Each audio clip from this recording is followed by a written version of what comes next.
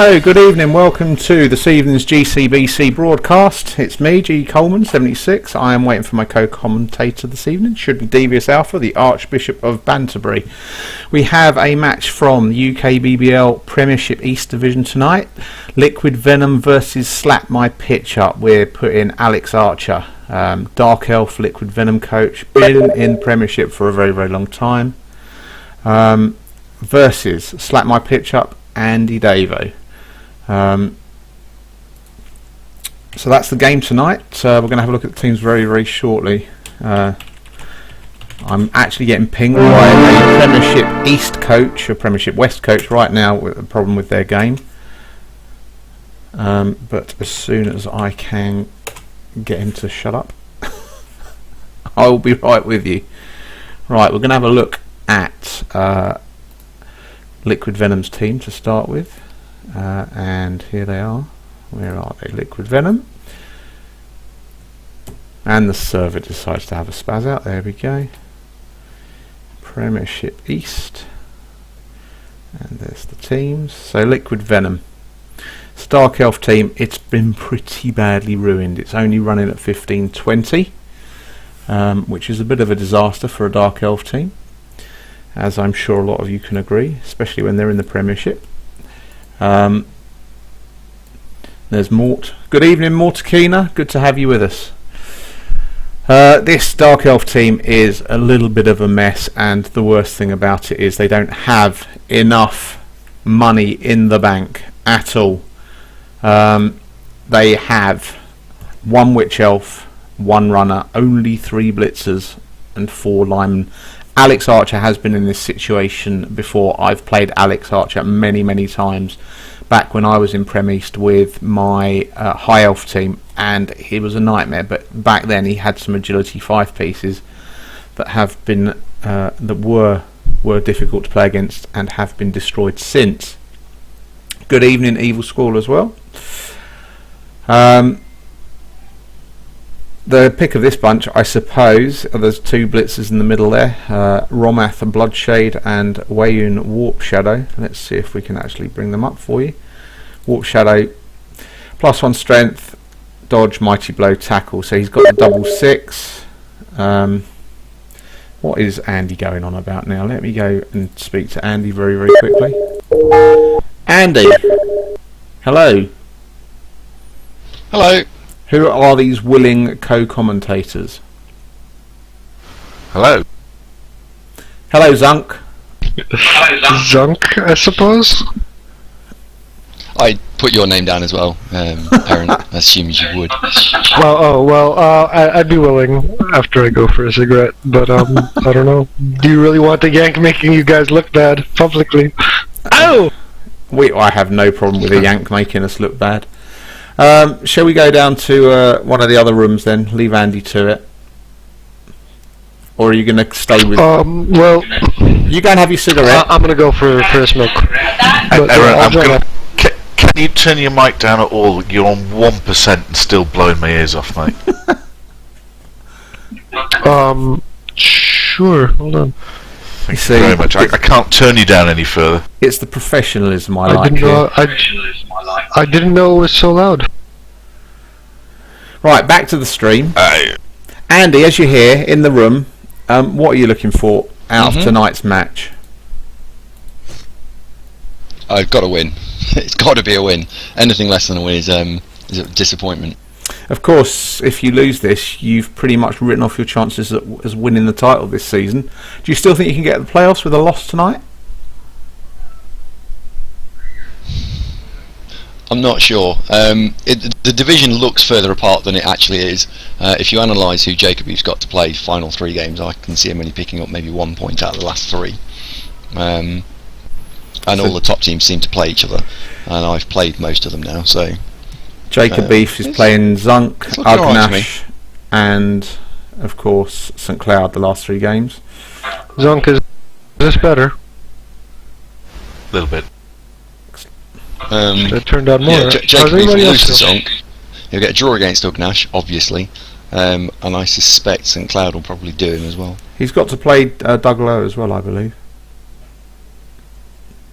That's a more favourable matchup. Jake is probably more pleased about that one. Of course, But you it have could go Zunk. wrong for him. You have Zunk next week, so we shall be hearing Zunk's dulcet tones during the course of the evening's broadcast. And I'm sure Zunk will be praying to the gods that he has less of a team to play against. I'll let Zunk. Well, handle that one. absolutely. Request from Evil Squall, by the way, Andy. He plays Liquid Venom next, so if you could bring even more pain, that would be great. Jolly nice of him. Let's have a look at Andy's team, the team that made the playoffs. In fact, both these teams made the playoffs last season. They were the Premiership East's offering that were both swiftly dispatched by Hon in the playoffs last season. Slap My Pitch Up, of course, a team that needs no introduction. Missing Clarty and Alfie. No problems there, Andy. I'm surprised you haven't cut an agility bust, Beastman, but I suppose he used your dirty player piece, so he's kind of useless if he gets his second skill.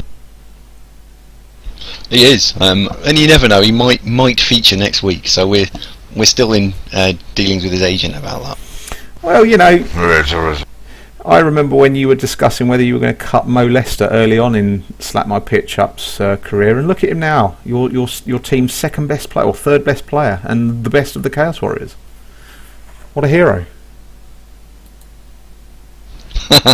Yes, he is. He's coming along leaps and bounds. I'm quite looking forward to him. Hopefully, one day making 176. I suppose it's easy to skill up pieces that all that they need to do is stand there and roll some dice, isn't it?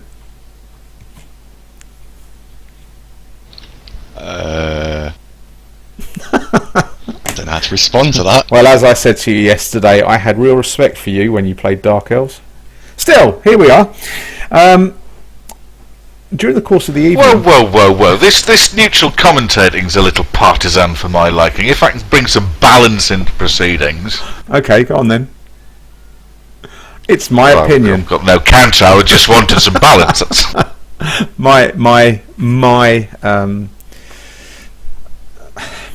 My personal opinion is I still respect Andy. Don't get me wrong. I do respect him as a Blood Bowl coach. I think he is a very, very fine Blood Bowl coach.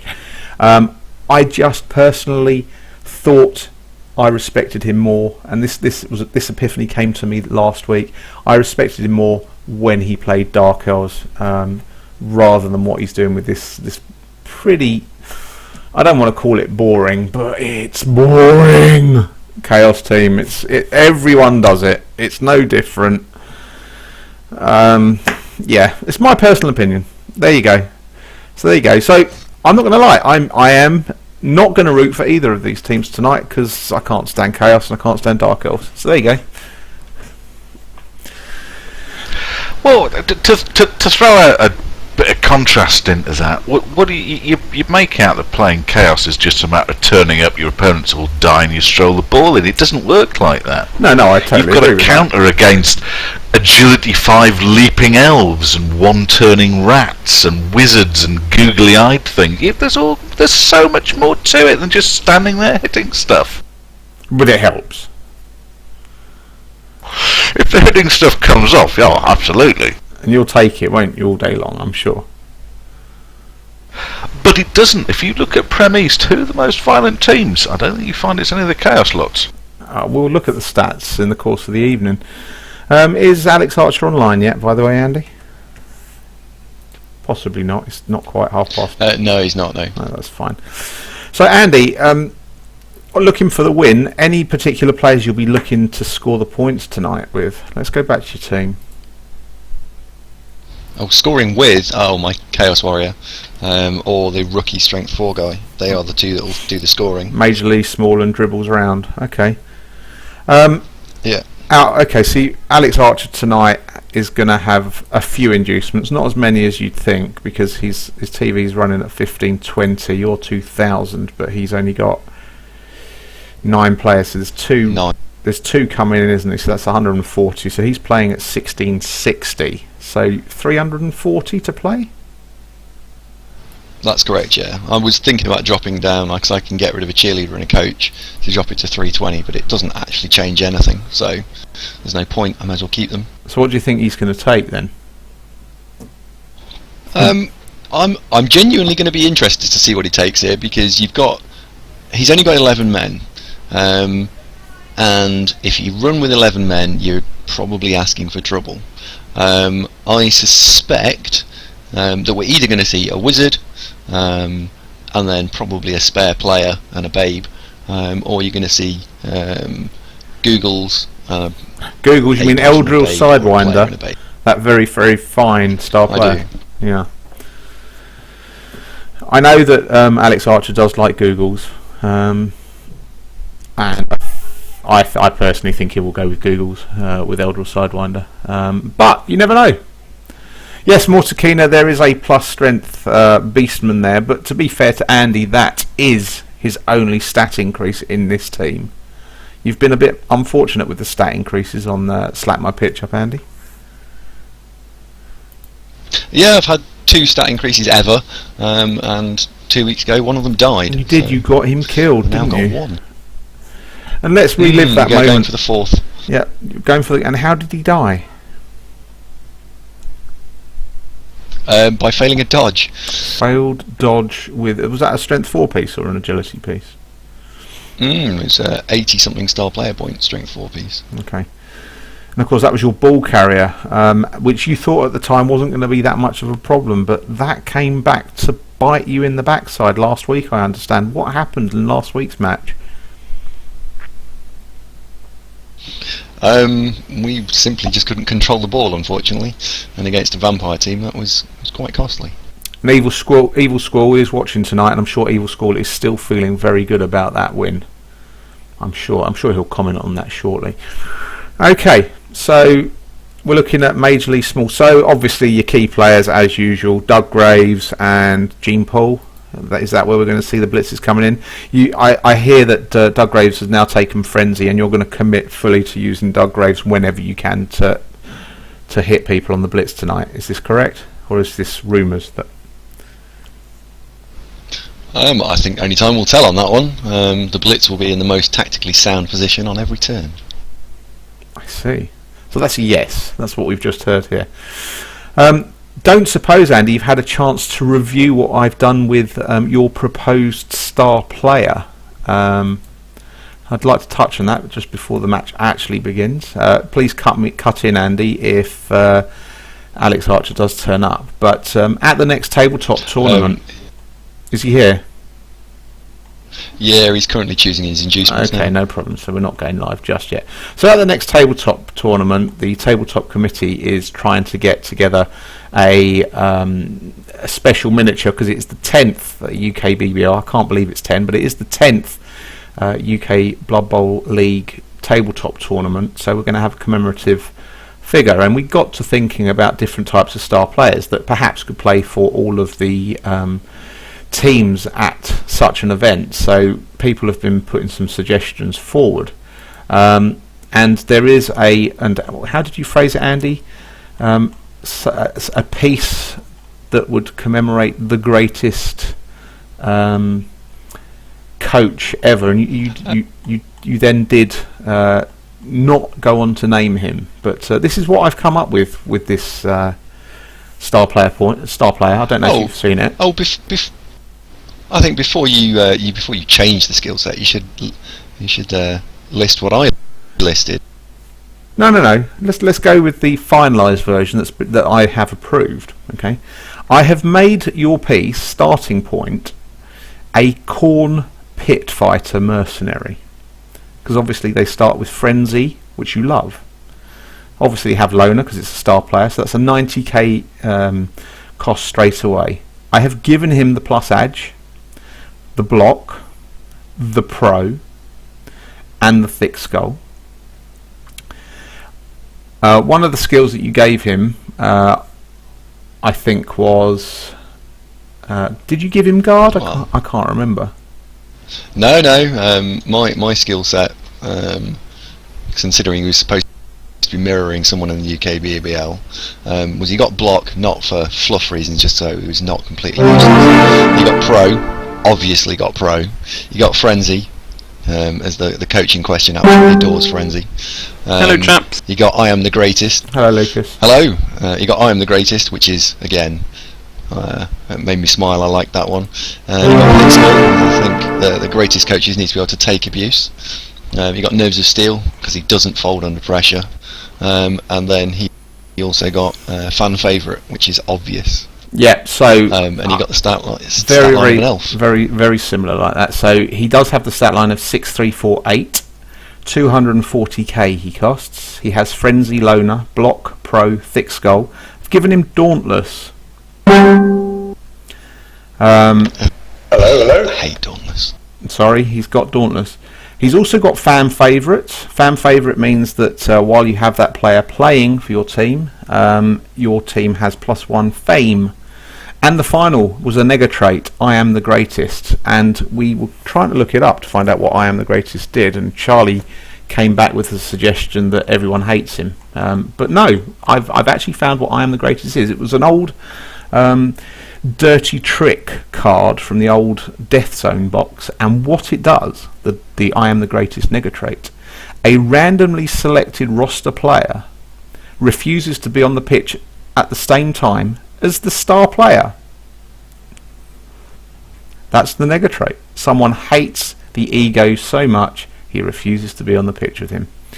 And the name of that star player is Andrea. Do you know who I am?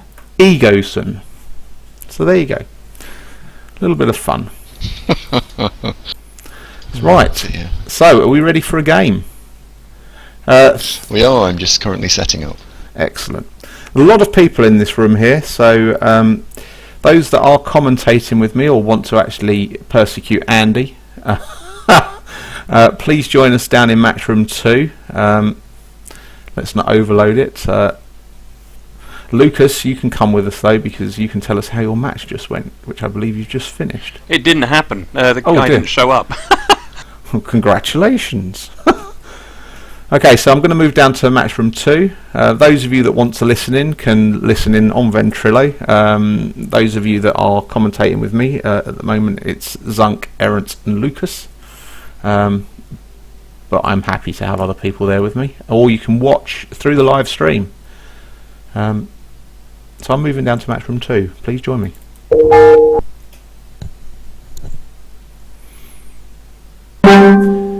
I did wonder then for a second, Zunk, if I was going to get left all alone. And Zunk and Lucas have come down and joined me, so that's jolly good.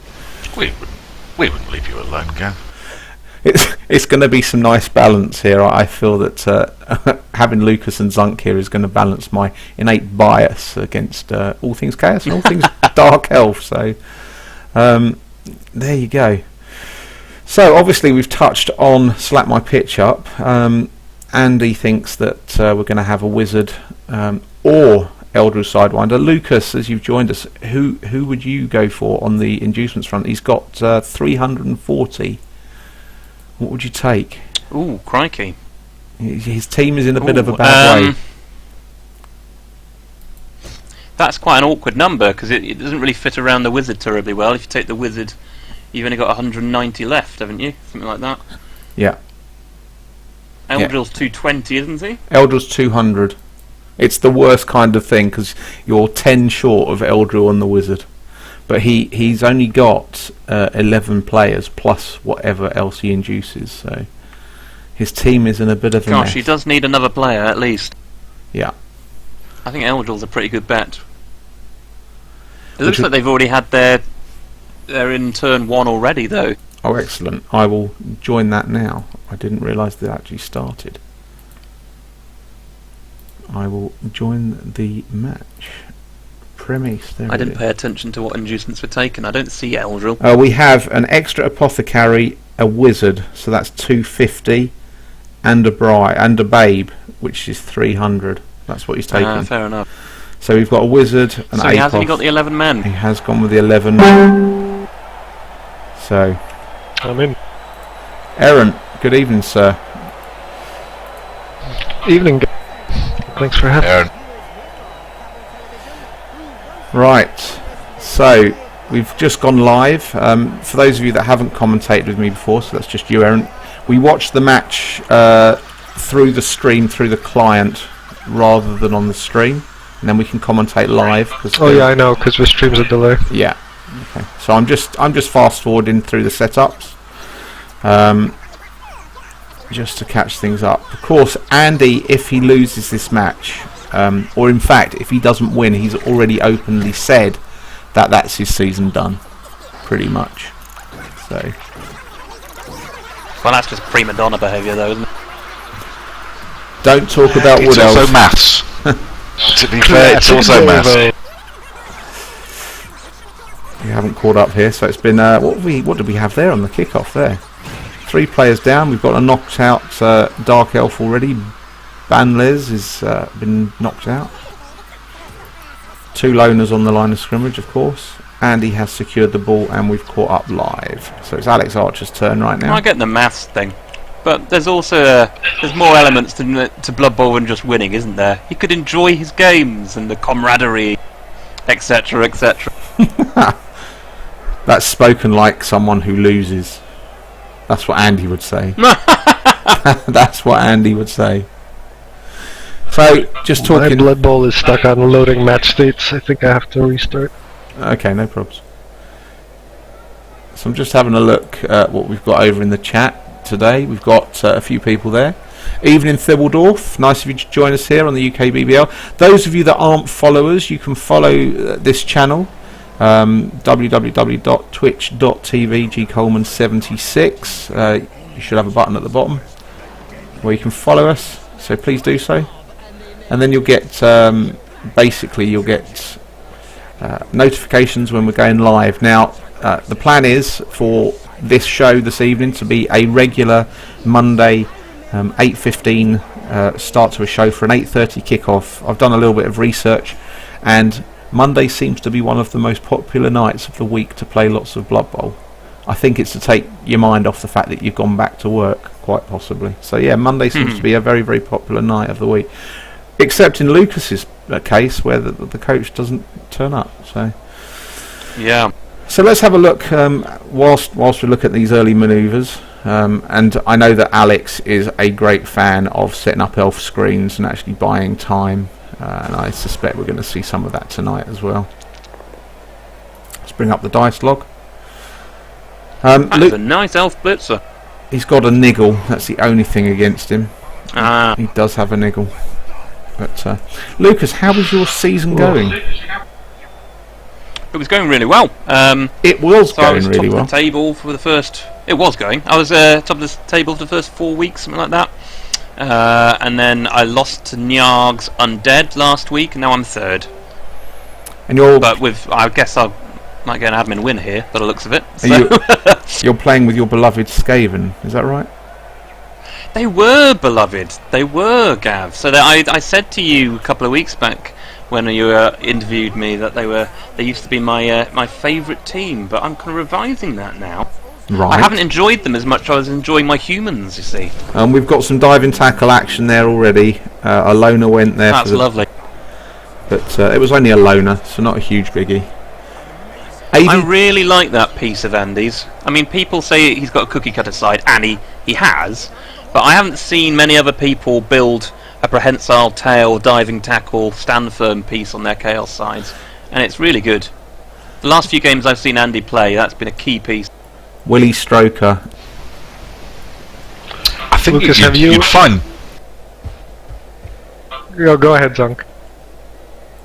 I was going to pop in there. I think you'd find a lot of Chaos teams would love such a player, but of course the key thing is you've got to roll the double early on. Yeah, for the but diving any tackle beastman who rolls a double within the first 2 skills can have that. That's true, but then you've equally got stuff like Leap, which is another very valuable double that you can build interesting beasts with. I would build one myself if I had a spare one, but it's contingent on rolling a double. I would say that out of all the doubles you could take, then diving tackle should be a priority, especially over Leap. Well, it depends on the beast. On a bull carrier, sure, but it's such a key skill for anti-elf. I think it's a really worthwhile skill to take. I'd throw it in the mix. If you've got a beast that obviously blitzes on a 4 with horns, give him wrestle, leap, long legs, and suddenly you've got something that all the other strength teams haven't got. Yeah, so that would be a nice piece to have. But I mean, even just prehensile tail's not bad with tackle. Imagine like playing lizards with that. That'd be great. Yeah, I mean, the way that Chaos teams normally go, we've got a failed dodge here from the Beastman. Is that a mistake from Andy? Yeah, he had to re-roll that. I think that was a mistake. Did Andy miss that Romath Bloodshade was there? That's very un-Andy-esque. He might well have, because he's got a Chaos Warrior he can move to complete his cage without any rolls. Very unusual from Andy, that was. So will he move that Chaos Warrior up to the corner of his ball carrier to cage, or will he screen with it?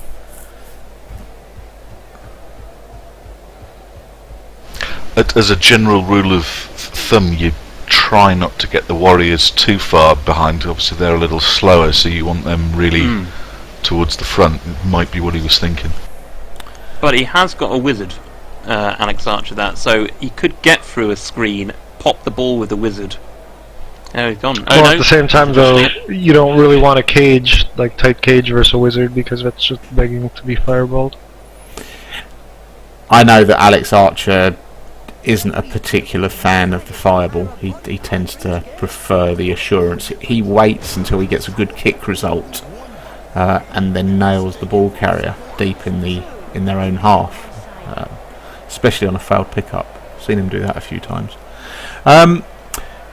Sorry, Lucas, we were talking. So, Skaven, you've lost the love. So, what's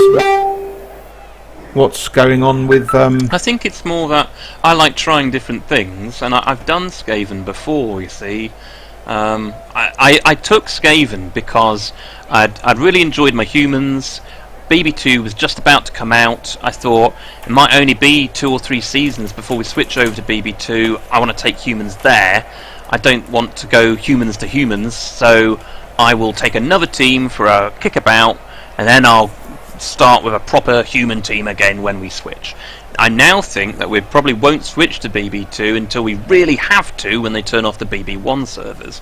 And even then, there are options for not moving over. You can play peer-to-peer or whatever it is, can't we? Mm-hmm. So I don't need a kickabout team anymore, and I'd like to really have a team that I'm interested in learning, and that I can be really serious about. So I'm considering re-rolling to either humans or Necro at the end of this season. Oh, not another Necro coach, please. I've never been them before. No, but there are plenty in the league. And speaking of Necro, Aaron Saint. Sorry, go on. I'll let you finish.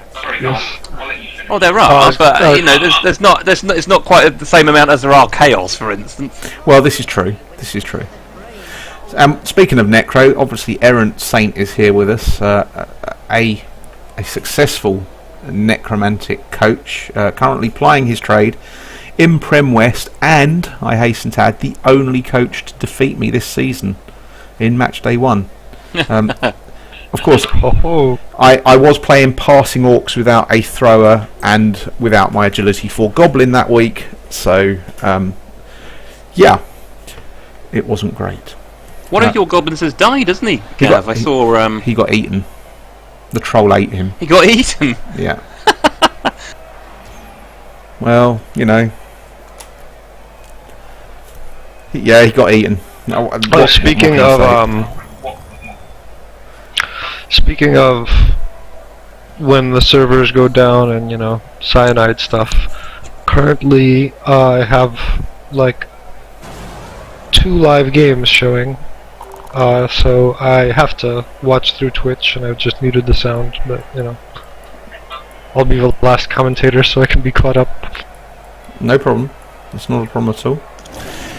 I will give you a chance to catch up, Aaron, and then I will talk to you about Necro. In fact, you can educate the viewers, and you can educate Lucas as a coach of. Oh yeah, sure. A long-standing Necro coach as well.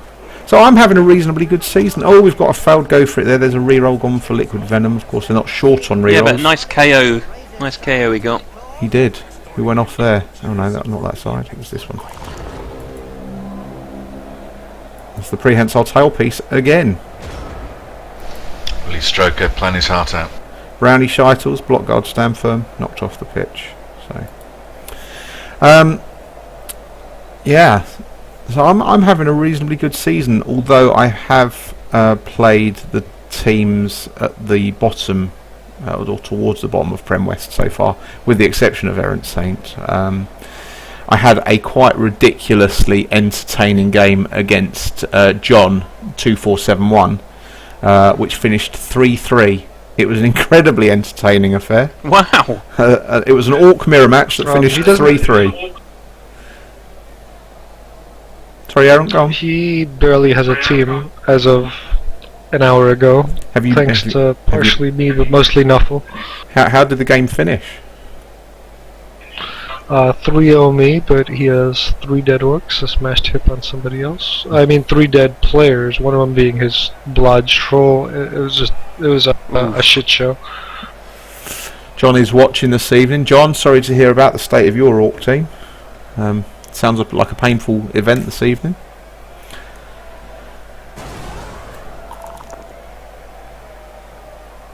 Okay, and then we've got a casualty. First casualty of the game. One of the loners has a groin strain. Mo Lester doesn't hold back, and that agility 2 Chaos Mo Lester Warrior. causes groin strain. Wow. Let's not buy in to the filth of Andy's naming strategy on this team, shall we? We know he does it for effect. Let's not buy into it. This is looking like... I like the way Andy's combating the wizard here. Spreading his plays, not allowing himself to become too caged up. Spread play. The most that Alex will be able to hit here is 2 players at once. It's interesting to see what Alex will do. Alex isn't afraid to use the wizard at all either. He will use it when he needs to. So don't be surprised. Oops, sorry viewers, I'm having the cameraman's been drinking again.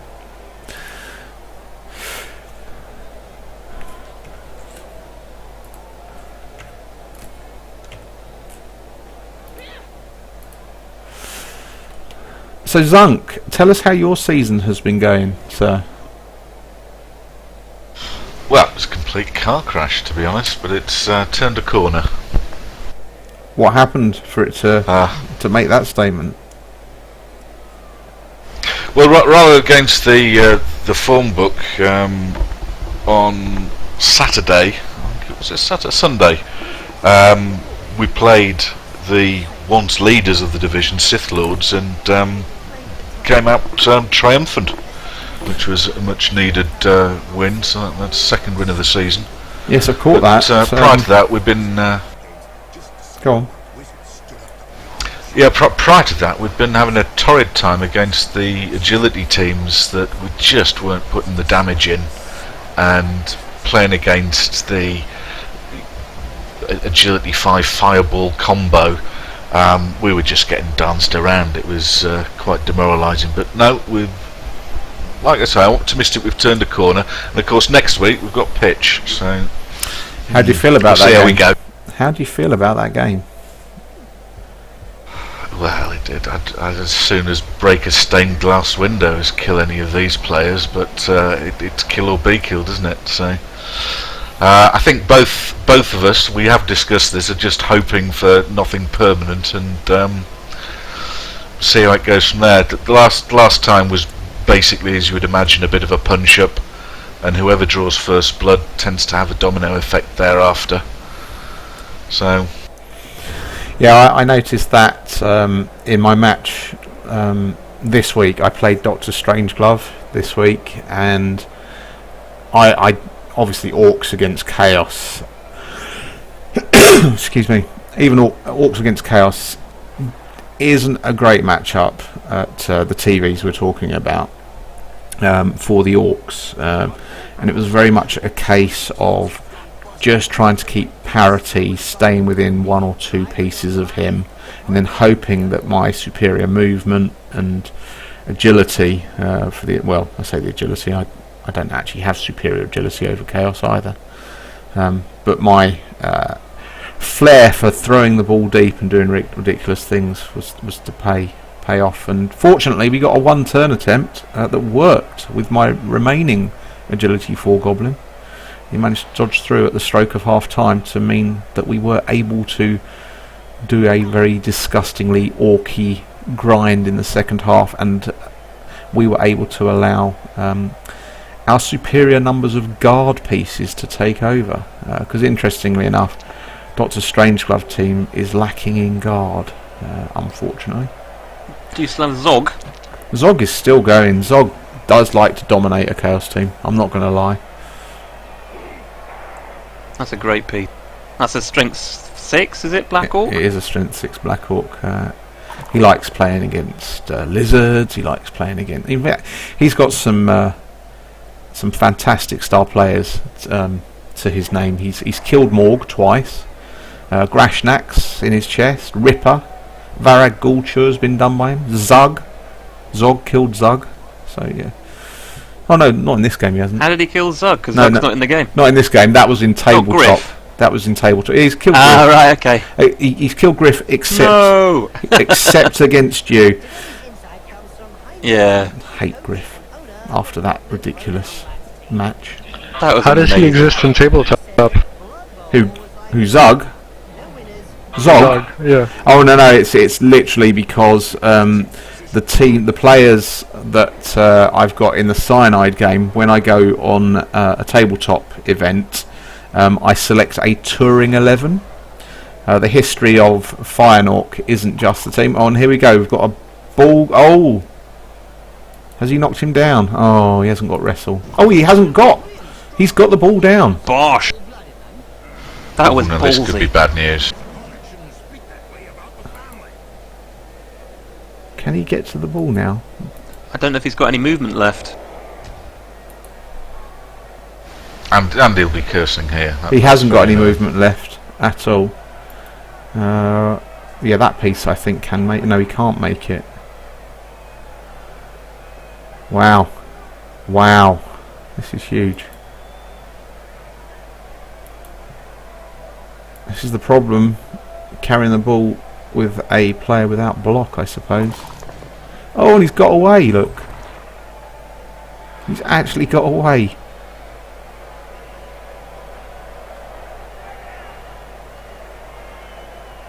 And then failed his next dodge. He's used the reroll, and we seem to have a little... Don't know what's going on here.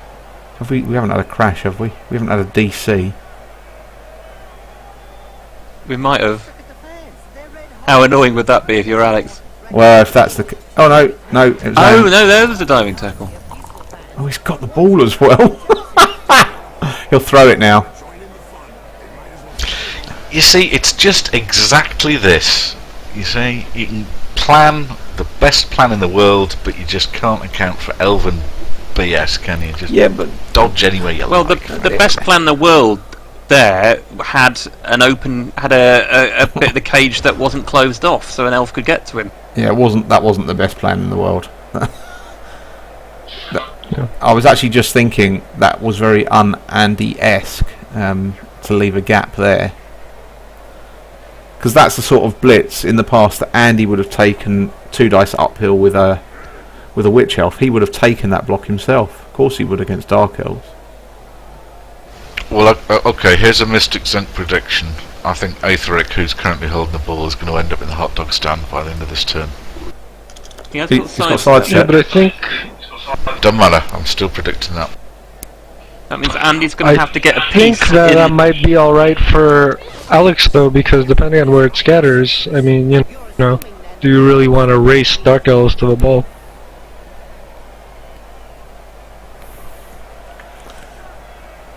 Andy's not going to be able to get a piece in between those 2 dark elves. Yeah, but Andy's got frenzy the, pieces, Lucas. He's got frenzy pieces. Ah, haha, okay.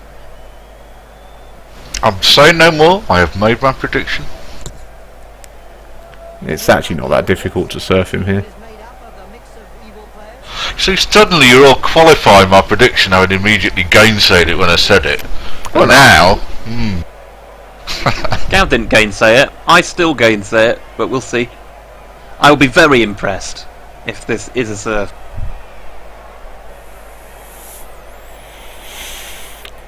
I don't think it's going to be a surf unless Alex wants it to be a surf and toggles off sidestep. But he's got him down anyway. Yeah, he's gone route 1. Oh well. Nice. So Jean Paul now has the ball. I think Alex was probably looking for a surf. The ball getting thrown off there, in my opinion. That's what Errant was saying. You'd have to be, otherwise you would have sidestepped back in towards the pitch. That definitely screams of... See you, Mortikina. Good evening, Sith Lords, Rinjani. What was 4, John 2471? Was it 4 orcs that got broken tonight by Errant Saint? I think that's what John's saying. And good evening, Ceramol, as well. There was 3 dead, 1 broken, with a smashed hip, I think. Okay. I recall. How many dead? 3. 3 dead and a smashed hip. Yeah, well, there were like 8 off a pitch, all with crosses or skulls or something. It was ugly. Not all of it was my doing. Some of it was, like I said, it was just Nuffle. Like, you know, he failed to dodge with an agility 4-piece, dead. You know. Wow. That's painful. No, it was. John was as good of a sport as one can ask for in these situations, but... Good evening, Nathan. Agility 4 dead on a dodge. Yeah, sad times, John. Sad times. So, if you're Alex Archer here, what do you do? What do you do? Because Andy seems to have resecured this. It was a bit of a do-or-die play, that last one. He's now got his pieces all marked up nicely by the Chaos with not so nice dodges. I think I'd have been tempted to go for the throw that last turn. Try to throw it back to the Witch Elf. Pixie Lustful Lottie. That would have given Andy something to think about. He's got a potential 4-man fireball on here, which... bit of a gamble, but you could get the 2 front Chaos Warriors and the 2 beasts. Guy holding the ball and the one next to him. You only need to get one of those.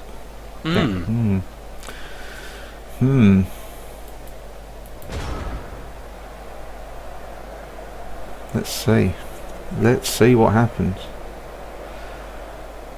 I have to say, when I'm playing against Wizards now, I actually don't allow it to change where I position pieces. I still position them exactly as if I'm not playing against a fireball.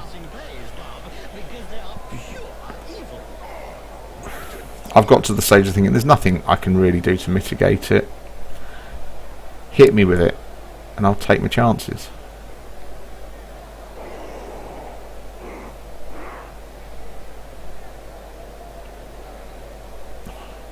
Well, he's not using the fireball here. Oh, like it. Like it.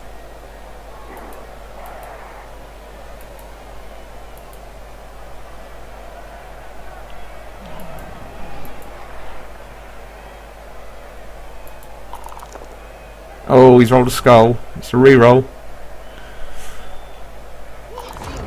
Oh dear. Crikey. Oh dear. Double skull, eh?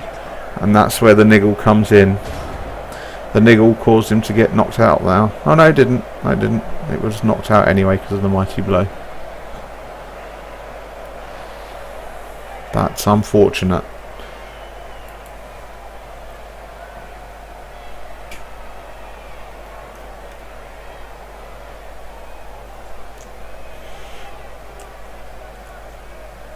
Yeah, there's Errant Saint in the chat there, folks, giving us the lowdown on the match against John this evening. Just crazy dice. Yeah, I didn't want to distract from the stream, but yeah. I mean, it started off. Oh, and there's decent another one. before he That's came back dead. on That's dead, and he's been APOS. There's the first of the two APOS. Aetherac Acid Blood was killed by... We know who it's by, don't we? Dougie. Douglas. Give us a D. Right. Well, that's huge because... Oh, and another KO. Oh, Alex is going to need some good rolls on the KO recovery here. He has been... Oh, and another casualty. We've got a badly hurt. That's the other loner gone. So now Alex is down to 9 pieces. And everything I said about standing there and punching things is coming home to roost. What can I say? Oh dear, poor old Hithmail. Bye bye. Yeah, he's off as well. He's probably going to get killed. Oh dear. Here we go. There he goes, off the pitch. Bye. Oh no, he survived. The crowd were kind. We could have a pitch clear on the hand here, on our hands here. And of course, if this game does become one-sided, we'll start going around the grounds and see what's available from the UKBBL tonight.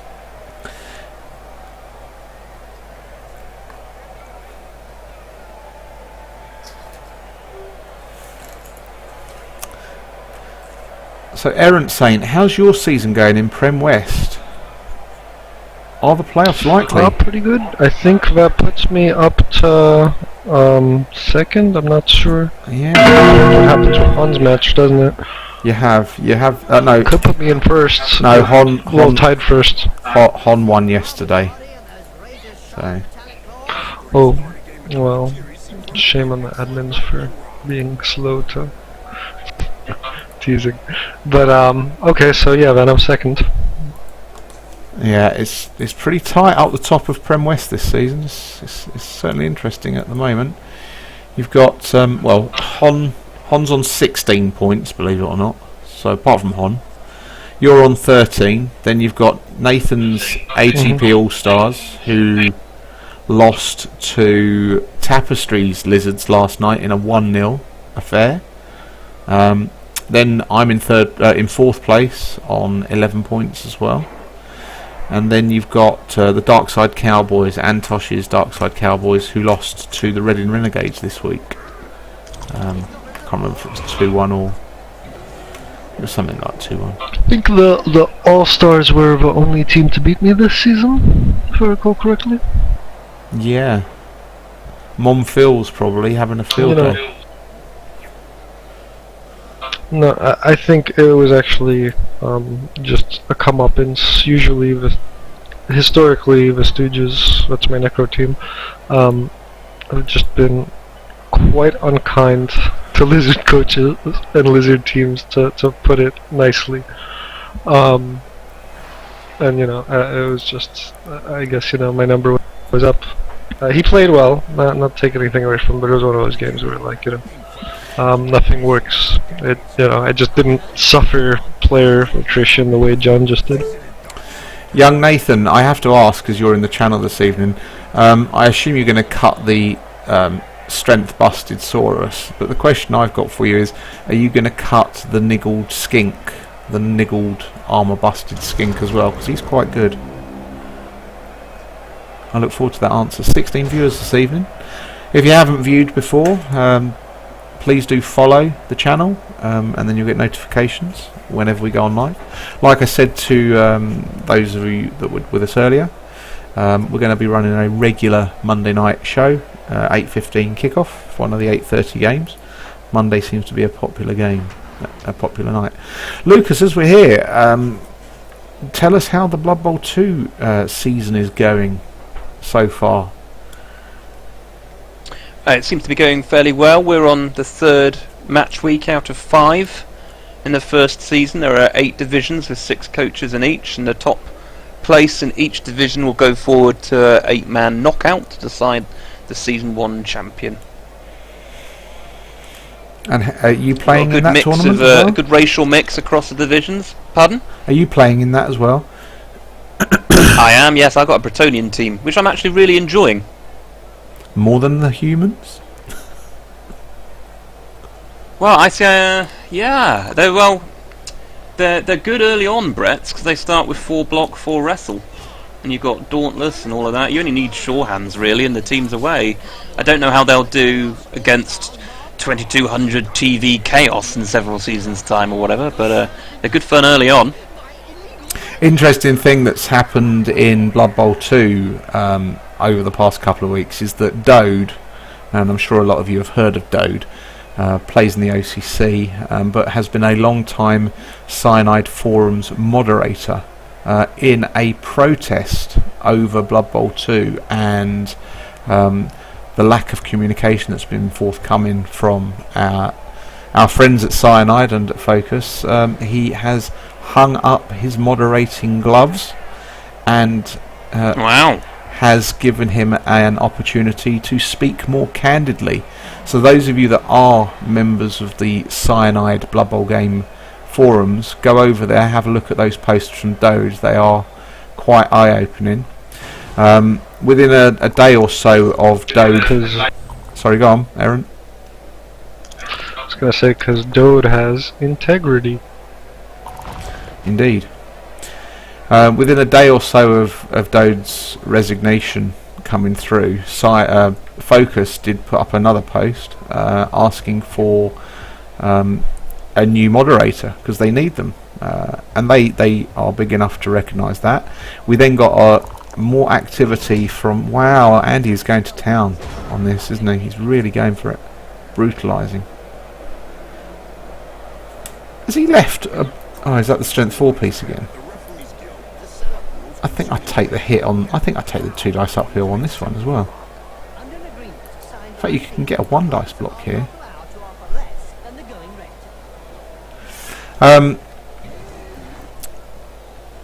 So there has been some activity from Cyanide and Focus in the past week or 10 days or so. We're seeing more developers online. They've announced what they're working on at the moment, which I have put on the UKBBL site. It's still up there, Ceremal. Yeah, the post is still up there from Dode. I have thrown my hat into the ring to take on that moderator post for the Cyanide board. Waldorf thinks I'm absolutely nuts, but oh, he's got the push. Yeah. He's got to take the reroll here, surely. Take the reroll, come on. Oh, he's taking the push. Fair enough. That sounds like that'll be a lot of work, Gav. Well, you can do it. I can do it from my phone nowadays with the smartphones. I can sit in my office at work and just flick onto one of the icons in Windows 8 on the phone, and yeah, it's not difficult to do. Right, so this is looking pretty bleak for the Dark Elves. 4 Dark Elves left on the pitch. The ball's in the hands of a strength 4 piece.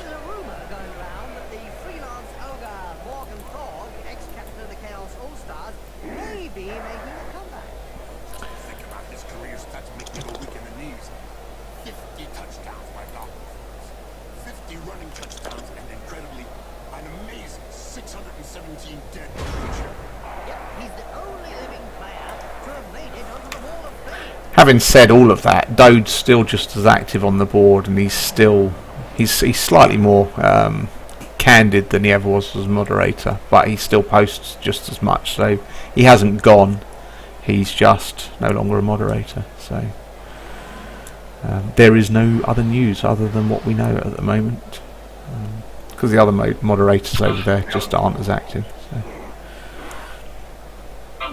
If it's not too much trouble, can you link me to the post? Because I will put I don't really use with Cyanide forums.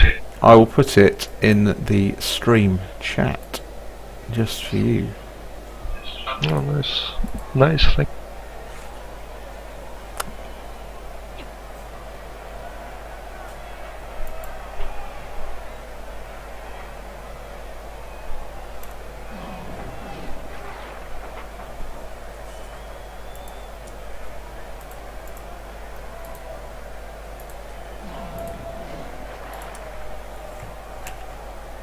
And there it is. Samuel, well, actually, let Gav just speak for himself. What would I hope to gain from it? They aren't the best to work with it. Well, Saramore, I did think long and hard about it. It wasn't an easy decision, but it's what we're stuck with at the end of the day. Yeah, Blood Bowl was a Games Workshop game, but Games Workshop have left it as well. And the most important thing is that Blood Bowl keeps going, from my perspective. And if Blood Bowl 2 is what we've got, Blood Bowl 2 is what we've got. It's up to us to keep it going as the community. And as slow as they are, as painfully slow as they are, remembering what Blood Bowl 1 was like at the start. It took a long time. There were so many problems with it. Disconnects all the time. Firewalls blocking it. It's turned out to be an alright game. And one of the things that I can foresee happening, and I was speaking to San about this, the NAF public relations chap who plays in the UKBBL as well, and was refereeing at the recent NAF World Cup this weekend just gone. And what would be worse, in my opinion, for Blood Bowl would be 2 different rule sets. Bit like I liken it to darts, in effect, having the BDO and the whatever it is, having 2 different rule sets or 2 different codes almost, and I'm not sure Blood Bowl would be able to survive that. I think it's important that we're all singing from the same song sheet, or as at least have the option. I mean, that's the key thing here. I don't personally have a problem with Blood Bowl 2 introducing new ideas, allowing leagues to he's used his wizard. He has used his wizard. What are we expecting to see now? Wow, that's surprising. I suppose what he's thinking about here is Andy's got no rerolls. If Andy fails to pick up, that's a strategy. Because Andy doesn't have a sure hands piece, does he?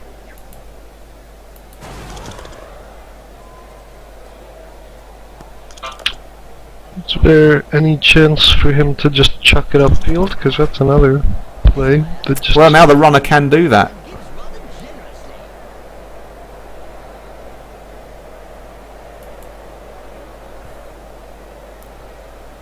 One, two, three, four, five.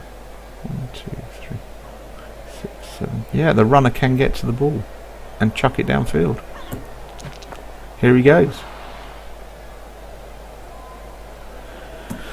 Wow. Oh, and we've got a failed dodge. Oh, he's failed the pickup. That's not so bad though.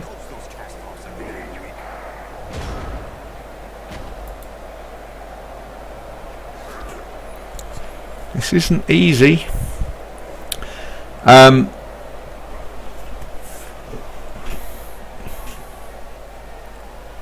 Noble effort. It's different already. Did Cyanide fix the port issues, or did we all open our firewalls? No, Cyanide. I didn't realise this, but I never actually reopened my firewalls when I upgraded my router, and I've never had a disconnection problem. So, good evening, Phobo Cobb. By the way, it's good to have you with us. That's not a name I recognise from the UKBBL, so.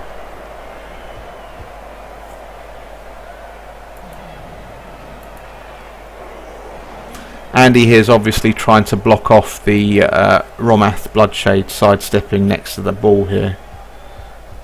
Oh, he's picked it up. And he's going to hand it off to Major Lee Small. Ray Gunn's got the ball. He's going to walk it in now. 1-0 to Andy. Cantona.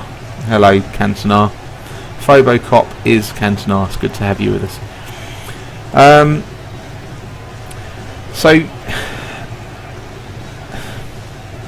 yeah, going back to, there we go, touchdown, slap my pitch up. A typical Chaos grind, I suppose you could say. But let's not forget, last season, Liquid Venom were the only team to beat Slap My Pitch Up in the league season. And then Andy went all the way to the final, only to be beaten by the mighty Hon. Cantona was already taken on the Twitch list. Oh no. You could have gone with Cantona with a 0 instead of an O, I suppose. Not to worry. So yeah, I figured I'd like to be involved.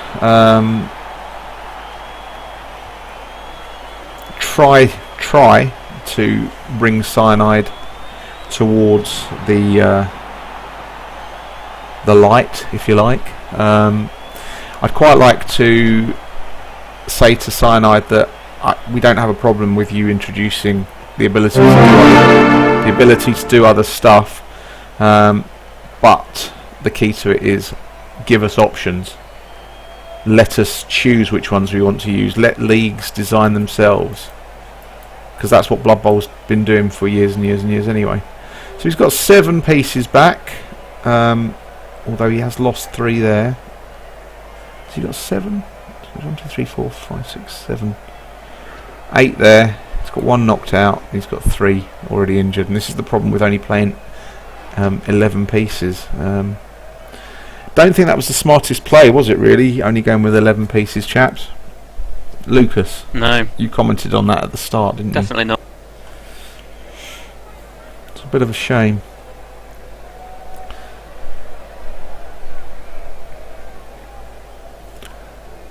I was reading Dode's post rather than watching when the wizard happened, but he can't have used it very effectively if he only had a couple of pieces left at that point. Well, to be honest, Ceremal, I don't think I envy it either.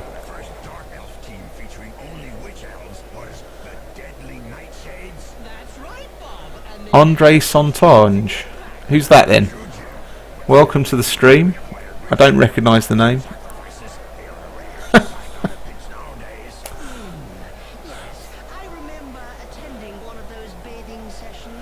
It's good to have you with us on the stream anyway. Well, yeah, I have to say I'm not over the moon about the thought of keeping the likes of Boon Cable and Orcaside and Darkson under control and having to place that, but Voodoo Mike. and Voodoo Mike, yeah. But the thing to remember the whole time is that they're all there because they love the game and they want to get it right.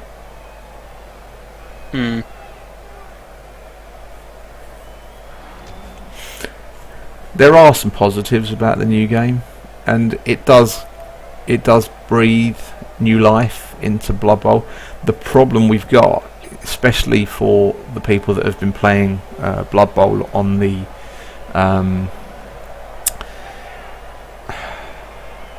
what's the other platforms, on the consoles, they're not getting any patch support at all, and the one patch they have released for PlayStation 4 actually broke the game, so they had to revert it. So far PC's had 4 patches, Xbox has had 1, and PS4 still haven't had a single patch, so they still don't have things like pass block implemented at all. The other big thing that I'm not looking forward, oh hi St Cloud, the other big thing that that I'm not looking forward to, and it's been going on all day today, I've been watching it today, it's the favourite topic of conversation all the time on the Cyanide boards, and that is Claw piling on Mighty Blow combination. It's broken. It's definitely broken. It must be broken. It broke another one of my teams. And it's what happens. Snore. It's all the time. Personally... Yeah, but it's... Go on, Saint. What's your view on that? I was gonna say, it's what happens when when you give people a forum to vent in a multiplayer game that they don't understand. You guys know I also play Dota, and if you check the Steam discussion, not a day goes by that's like, this hero is totally broken, how do I deal with this bullshit? What the fuck? You know, and meanwhile, the competitive scene, which I would say we are a part of as far as Blood Bowl is concerned, I mean, we're watching top UKBBL game as we speak, right? Don't have any problem with any of these posts ever. Like, they don't encounter these problems because it's not broken. It's just you don't know how to deal with it. Maybe stop making base contact with claw pieces for no reason. How's that first? Evening Everblue, we're commentating on the UKBBL here, just so you know. You are live to the nation. Hello. So yeah, Bevan, yes, the cookies are enabled once again for this match. Although Andy positionally hasn't been great, but Alex was that the best time to use the wizard? Perhaps not. I mean, the dice haven't really favoured one team over the other. It's just when you see a Chaos Dark Elf matchup and there's only 11 Dark Elves at the start of the game, this is kind of what you expect, isn't it? So yeah, it's just one of those games, unfortunately. And as was pointed out very early on by Zunk, Willie Stroker, he's causing all sorts of problems for the elves. And I have to say, I did wonder where Andy was positioning Willie Stroker earlier, because he was quite deep in the defensive end for the Chaos, but it proved to be the right place because he was in the right place at the right time.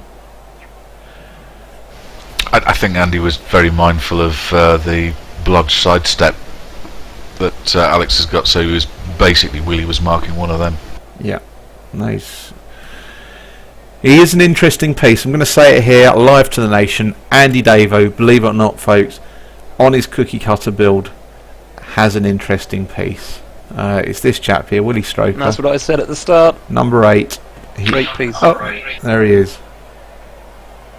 Nice to see. Speaking of Claw, Mighty Blow, and cookie cutter stuff, has anybody taken a gander at Andy's OCC team? That's a Wood Elf team, isn't it? Claw much. That's a Wood Elf team, I think. That's Chaos. Oh, it's Chaos, is it? No, he has a Chaos team where literally every skill is Mighty Blow or Claw. Oh, really? It's a young team, but literally, like, they don't have block at all yet. Thank you. Well, in for a penny, in for a pound, eh? Oh, Zunk, I have to ask. I think Andy's just... Zunk, I have to ask. You've been playing the Chaos team for quite a while now. Do you prefer Chaos to Orcs? Because you were a long-standing Orc coach for a very long time, weren't you, as well? I was, and I still have a great skull fondness from for a Orc. rock. On the strength 4 piece. And he's out. That's huge. Oh, was that missed next game? Wow. The Oh, he apothecaried it. Yeah, he did. He got missed next game instead. The two big differences with the Orc teams. That's my boy. Who was that? That was That was Andy. Andy. Andy giving us a little I'm cheer there. kidding, I'm kidding. Yeah, with the Orc teams, I used to like developed Black Orcs, and whenever one got chinned, it was just such a grind to try and get them back up to 31, 51 points because they're so slow and clumsy. So that was really the key thing, that levelling replacement Chaos players is that much easier. I guess the other pull is that if you get lucky with combinations of doubles and or stat increases, Chaos have got flexibility to make some awfully interesting pieces. Yeah, I go the other way with my Orc team. Obviously, Zog is absolutely wondrous to have, but with my Black Orcs, it's a case of I'm happy if they've got block, but it's not essential. They're road blocks. I use them to mark pieces. It's a different way to play with them, but that's why I take line Orcs. If I'm playing against a Chaos team, I generally don't bring the Black Orcs on the pitch. I bring the line Orcs on the pitch, because then they can dodge away better than the Black Orcs. It's a different strategy with Orcs. But I don't play Orcs the typical way. So I guess my old defence against other strength teams was just try and outguard them. But then, you know, when you got 9 guard on the team and a troll, and that was how I hoped to bypass it. But it only works until you start then meeting some of the super freak chaos teams with strength 5 and 6 warriors. yeah, or even worse, a strength 4 beastman who can blitz, which is horrid.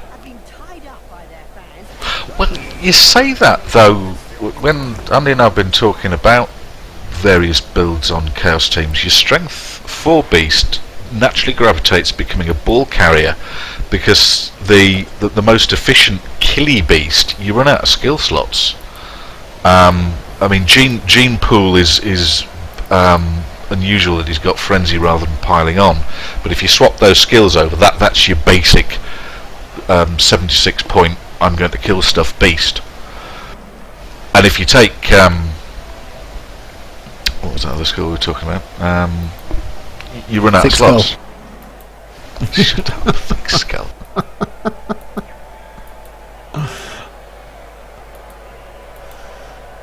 You've lost your chain of thought now, haven't you, Zunk? But the point being that the beasts run out of slots, given that you assume they're going to get level 6, 7's a bit of a stretch. Yeah, I suppose. Yeah, it was the strength 4 beast that we were talking about, wasn't it? Yes, that's right. So if you could take your strength 4 beast, you'd lose piling on, and I think I'd rather have the piling on and not the TV. And having a strength 4 ball carrier beast is absolutely epic. It makes such a difference that it's that much harder for leapy agility players to come and blitz you. It means that you know your standard Orc, human, necro, whatever team with strength 3 blitzers are looking at least 2 assists to get 2 dice. It's just win all round. So yeah, with horns across all the beastmen, you don't need strength 4 offensively so much, do you? Because you'll be strength 4 on a blitz. And natural guard access. 4 defensively is really helpful. Yeah, exactly that. So going back to Zunk's point about having a strength 4 ball carrier, I have to ask the question: why not make one of the warriors a ball carrier then, if you get a strength increase on a beastman? Because you're losing one of your armor 9 heavy lifting kind of guys to carry the ball around. It's we've got another the same cash. concept of. We've got a death. Oh dear. Although Zunk, I've seen coaches do it if they roll an agility increase on Chaos Warrior. Mortarian. You can, but you've got admittedly a strength 4 ball carrier, but at the loss of warrior. Now I'd argue that Chaos Warriors are one of the best pieces in the whole of Blood Bowl, along with Gutter Runners and War Dancers, and just because they are so bloody useful without rolling any doubles. Werewolf. And the werewolves, yes, okay. It's kind of Yeah, like the werewolves. the bull centaur bull carrier argument. Some people really like having their bull centaur strength 4 bull carrier, but I found that you really need both your bull centaurs to be in the mix and using that strength 4. If you've got a strength 4 bull centaur hiding between a screen of things, you've got one of your key pieces basically not doing anything. Might as well be a hobgoblin. Yeah. You've also got the other factor that the warriors are slower than the beasts, and movement on a bull carrier is very desirable as well. So I would keep the warriors doing warrior type stuff. I agree with you guys on both fronts, both with bull centaurs and with ideally not carrying with with Chaos Warriors. I'm just saying I've seen people do it, and given that I don't play much Chaos myself, I just it's theory crafting for me. It's not So do we? practical experience. I wouldn't say it's wrong. It's just for preference. I like them to be like these are, but you got the option of bits of tentacles thrown in as well. Yeah. Yeah, vampires are the only player in Blood Bowl that have a strength 4 agility 4, which is actually breaking one of the fundamental rules of designing a Blood Bowl player, which is why they are given the Bloodlust, what is considered by many the worst nigger trait in the game. I'm playing Orcs versus Chaos at the moment in the OCC. How's that going for you, Everly? It's his turn 1. I won the toss and received, and he got a blitz, moved everyone into base contact with me, and I knocked them all over with Claw. So it's a decent start. Come on the fire! Yeah, it's just one KO, so just one KO. It sounds like he wants to feel the pain.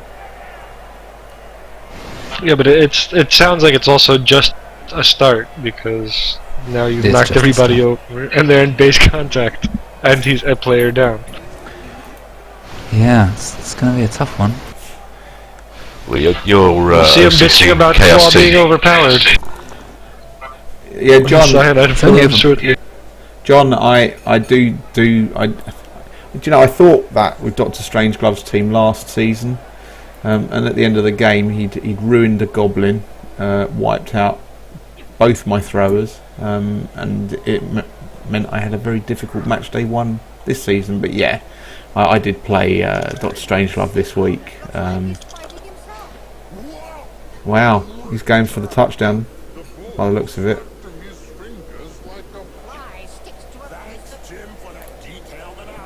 He's not holding back here, is he? Oh, that's a shame, isn't it? Oh, that's filthy. That is horrid, isn't it?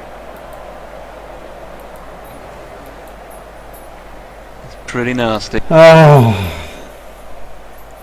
I suspect we'll have Andy back in here in a moment. I don't know if he needed to make that go for it. I'm not sure what he was gaining by going for that go for it. What's the theory there? Just not being pinned on the sideline. It had sidestep. Oh, he's rolled a double skull. Yeah, but it not just being surfed, you can just be stuck. Oh, You can this is interesting move now. several plays over. This is not done, folks. Well, that's annoying, isn't it? Well, look who's marking that dude on the ball, though. Yes. Has been noted. Bastard. Oh well, it's a 75% chance to dodge away there. With a reroll. If he uses the No, it's reroll. worse than that. Because he's got prehensile. No, it's just that because Yeah, it turns a 2+ into a 3+. Oh, he's got the diving If you tackle roll as well though. He's got diving tackle. 75%. Diving tackle and Yeah. Oh, prehensile. right, yeah. Yeah. So it's a 55% chance. It's a 5+ reroll 5+. Yeah. That's disgusting. I don't like him, Willie Stroker. He'll be targeted if I ever have to play this team.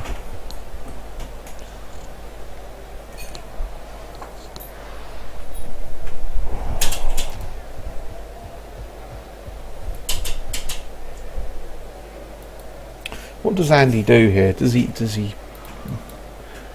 blitz that? He'll stick Mo Lester just west of the ball and Yeah. dare run off to dodge. I think is that's an his best play. That's my dog. Sorry, let me just let the dog out.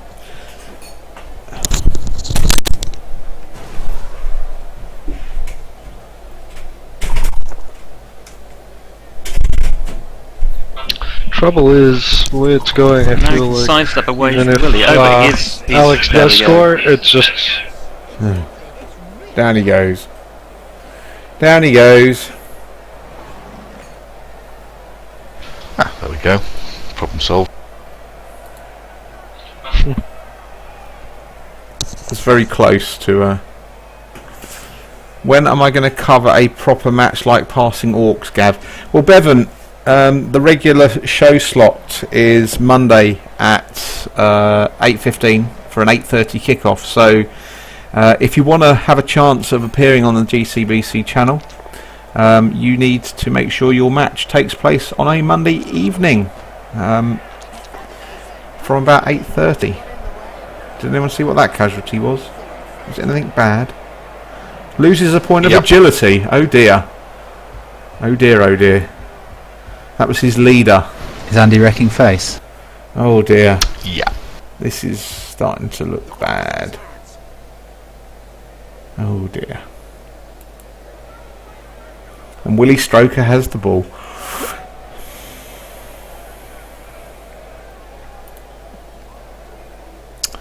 Don't know if you noticed, we've got Major League Small up the pitch there, waving his arms wildly. I think he's mouthing something. I'm open, I'm open, I'm open. Andy, throw the ball. Keep it clean, guys. Well, it's a Chaos Warrior, what do you expect?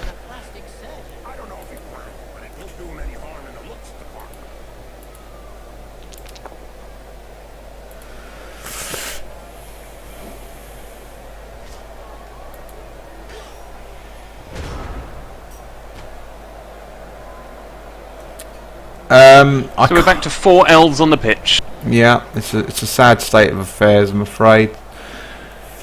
It was a bit too much to hope that would have been the end of Andy's season on match day 6, isn't it? Oh well, never mind. Yeah, I can't cover my own matches, Bevan. If you want a match where you want a blow-by-blow process or a blow-by-blow account of someone's thought process, you need to be watching Lupac and Lewis's stream, because that's exactly what he does. I can't do that. That's how I get players killed. I can do it alright if it's not a serious competition. I'd happily stream my Blood Bowl 2 matches, but I can't do my main league. I just can't concentrate on it. Some weeks I can't even control my bowels, I get so excited, so there you go. Oh dear. Turn 3, niggle on my best beastman. Apo offers dead. Oh dear. He was like V9 as well. that's what you get for taking AV9. my young hey, my young Nurgle team in the OCC, first 2 pests to level up, roll 6/4. Guess what they got? Movement? Yes. Because it's useful. I have to say, when I played... Actually, I really like... I'm sorry, go. I was just going to say, when I did have a Nurgle team, I developed it as a passing Nurgle team. It was so much fun. Taking the extra arms. I had 4 receivers downfield, all wangling their arms around. And I had one of the... oh my god, a misclick. Rotter ball carrier. Yeah, Rotter was... he wasn't a ball carrier, he was a thrower.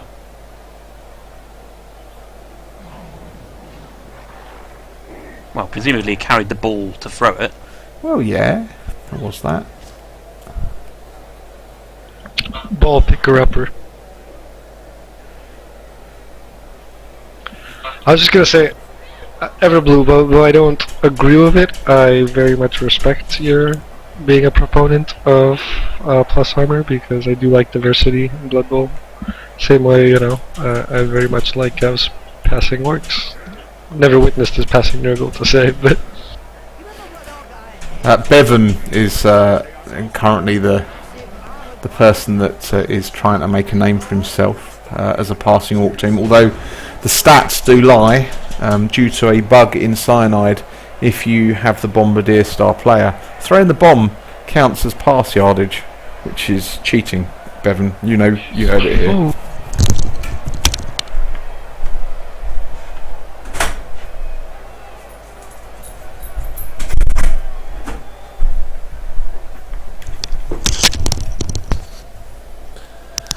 Right, well I think we can say that this game is done, so we're going to do a quick round the grounds, I suspect. Rules is rules. Yeah, but that's a broken rule, Bevan. That's ridiculous.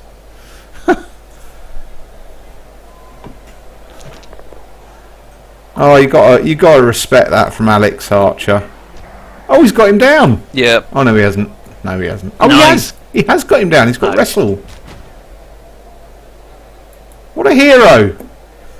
If only he had a wizard now.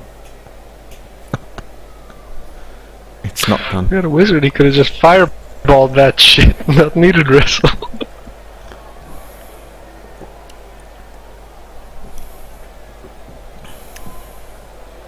Oh look, Prima Donna Davo's in the channel,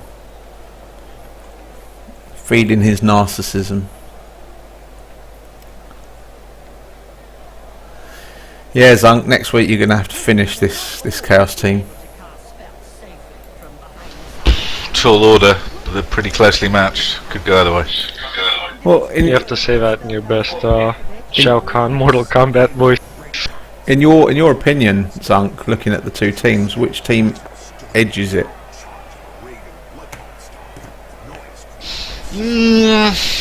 They really are pretty close. Andy's Warriors, he's got one more claw than I do.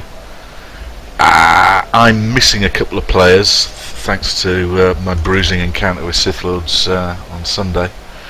So I think Andy's slightly more, but we've both got enough in the armoury that whoever gets lucky with the early exchanges, you know. Oh, Alex Archer. Wow. Doug Graves has the ball. Here's Dougie.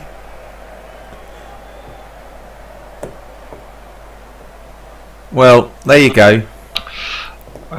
Is it done now, Andy? Knowing Andy, no, because he's going to refuse to score with Doug. And Oh no, he'll hand it He's over gonna to give it Major to League Small. Lee Absolutely. Small. He said at the start that the players he'd be looking to score with were his strength 4 beastmen, who I think scored the first one.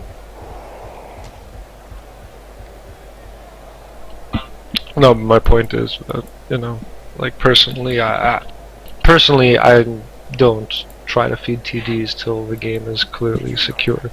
You know, tonight when the game was again a shit show and it was clearly over, I scored with a flesh golem, yay for me. But generally, I play it safe, whereas Andy That's will an- most likely It's an just animation go for that a I haven't handoff, seen. and you know, not one you see very often. It's not very impressive, you know, other than the feeling of yay, I just scored with a flesh golem. I don't think they put a lot of work into it. You know, presuming people weren't going to see it very often. Where's Andy's strength 4 beastman? I can't actually see him at the moment. Oh, and Andy's walked it in. 2-0. The strength 4 guys by the stunned elf. Okay. I wondered the same thing myself moments ago. Right, so we're going to move away from this game now. See what else is going on around the league. See if we've got any late matches. I'm going to pop up and see my boy, so No problem. thank you for your company, gentlemen. No, thank you. Take care, Zunk. Later.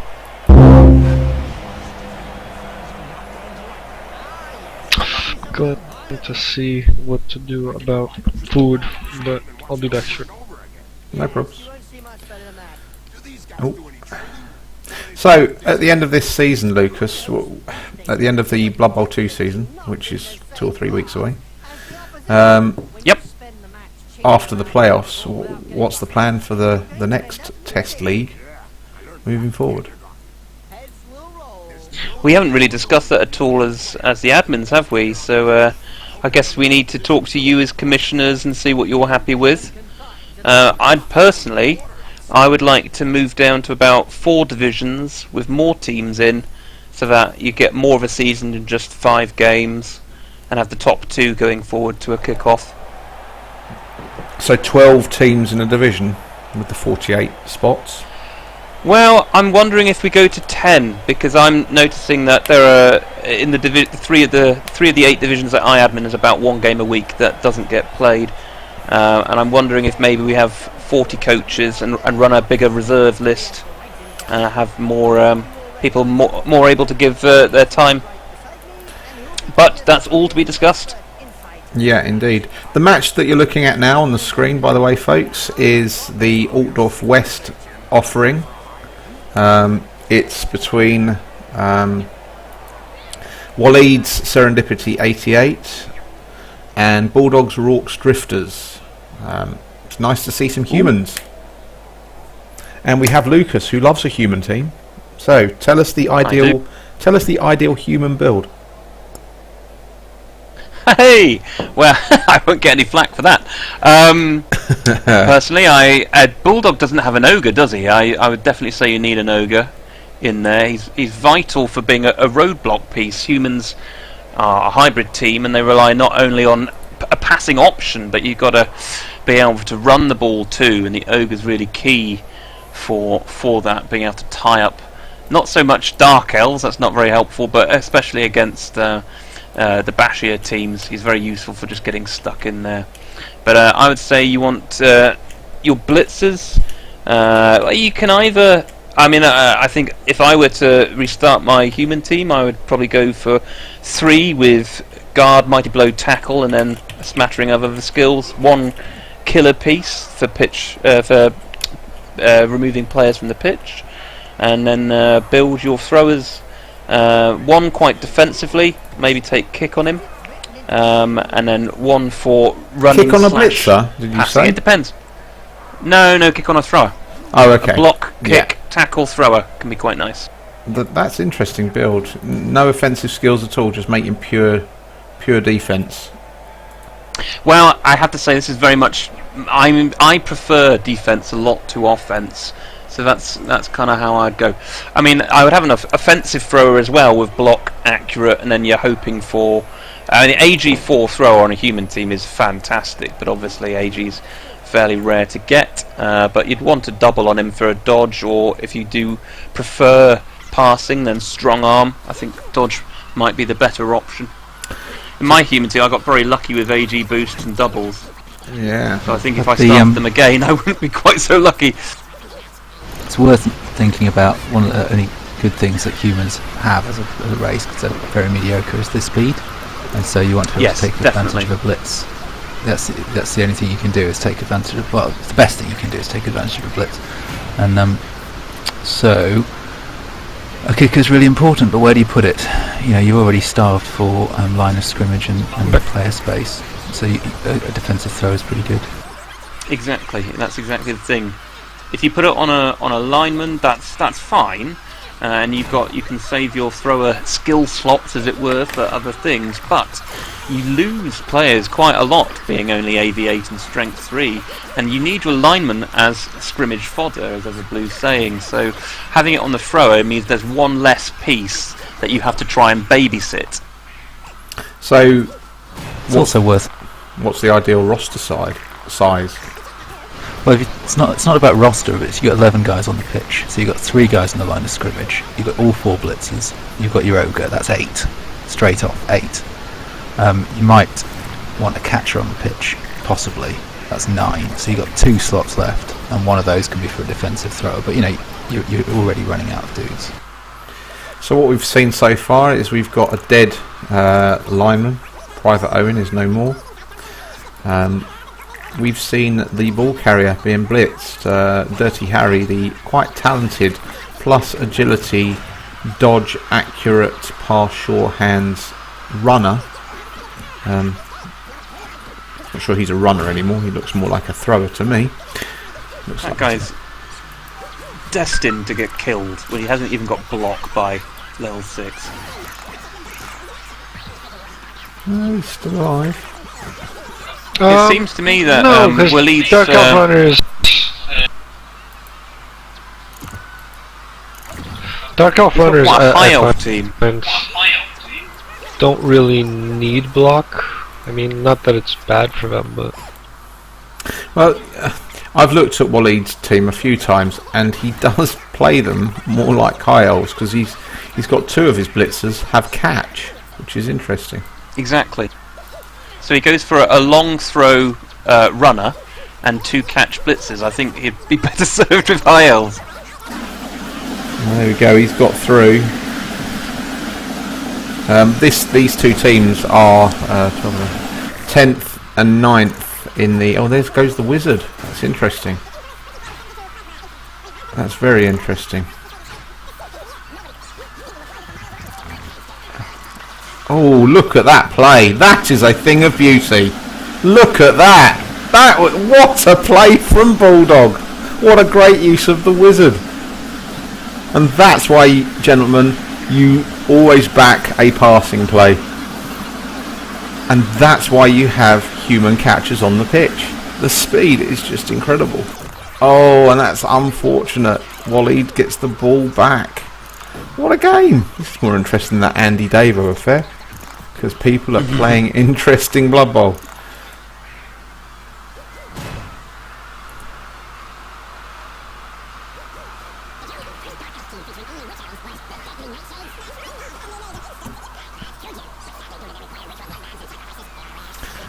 Humans, Thibbledorf wants to know how should he build his blitzer that has plus agility as his first skill. Everblue, Well, answer I'd that? give it Mighty Blow and Tackle at some point. What a human blitzer. With Human plus blitzer as a first agility skill. is first skill. Yeah, we can come back to that. We'll come back to you in a second, Lucas. Tackle, Tackle. frenzy, mighty blow, So still build him as a killer. He's just more mobile. sweeper. Yeah. Good at killing Don't. receivers. Yeah, the- that's what I would do. Blood Bowl is one Thibbledorf on defence. You generally don't win Blood Bowl games on offence. The offence often takes care of itself, especially if you're elves. Elves, Skaven, they will tell you that the game is won on the way that you defend. So having an agility 4 blitzer just enables you to have someone mobile who It's can. absolutely golden. I mean, I'd give he's him, also good for offense just by having edge 4. You don't really need to give him much else. Absolutely. Yeah. Exactly. Guard, Mighty Blow, Tackle for me. I mean, having a mobile guard piece is hugely beneficial for humans, and the Mighty Blow, Tackle for being able to make those dodges to get round and remove a key piece. Thibbledorf. I think people underestimate frenzy, and in fact one of the things that if I have a frenzy piece, sadly my frenzy piece has just been killed in the OCC about 10 minutes ago, but having said that, if I do have a frenzy piece and I'm playing against a rookie player, someone I think is not very experienced, I will always go to the sideline and look for serfs, because I think that new players are weak in sideline play, and that's how I can beat them. And that's the go-to strategy, and an agility for frenzy piece. The key especially thing. with movement 7.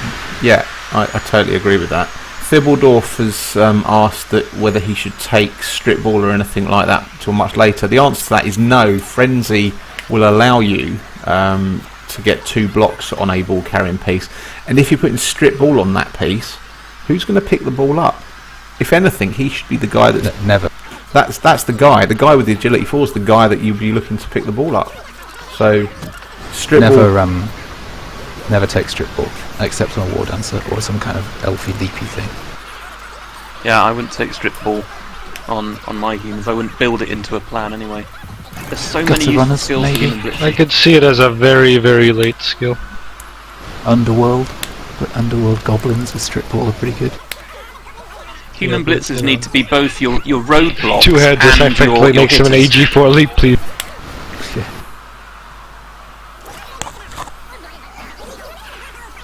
It depends on your league. 2-head stunty actually potentially makes them better than your edge 4 leap piece. Yeah.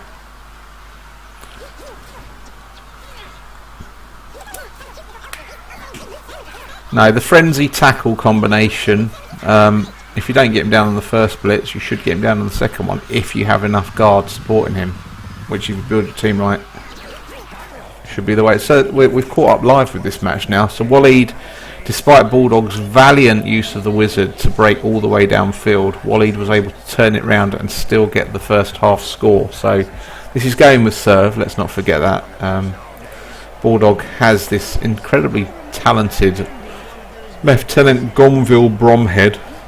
His team is themed on the Battle of Rorke's Drift, a historical battle from down in South Africa during the Boer War. He's got the it's not the Boer War, is it? Isn't it the Zulu War? Zulu War. Anyway, he's got them. He's got Same some time. miniatures painted up that way as well. There were Yeah. There were Boers there fighting alongside the British soldiers, I think. BOARs. Yeah. Yeah. Not those kinds. BORES. Yeah.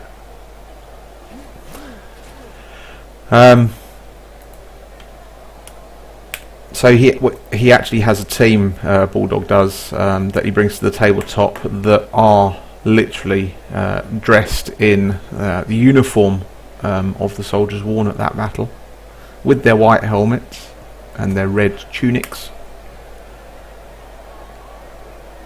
Farin has just said, I'm going to use the same build for my agility boosted orc.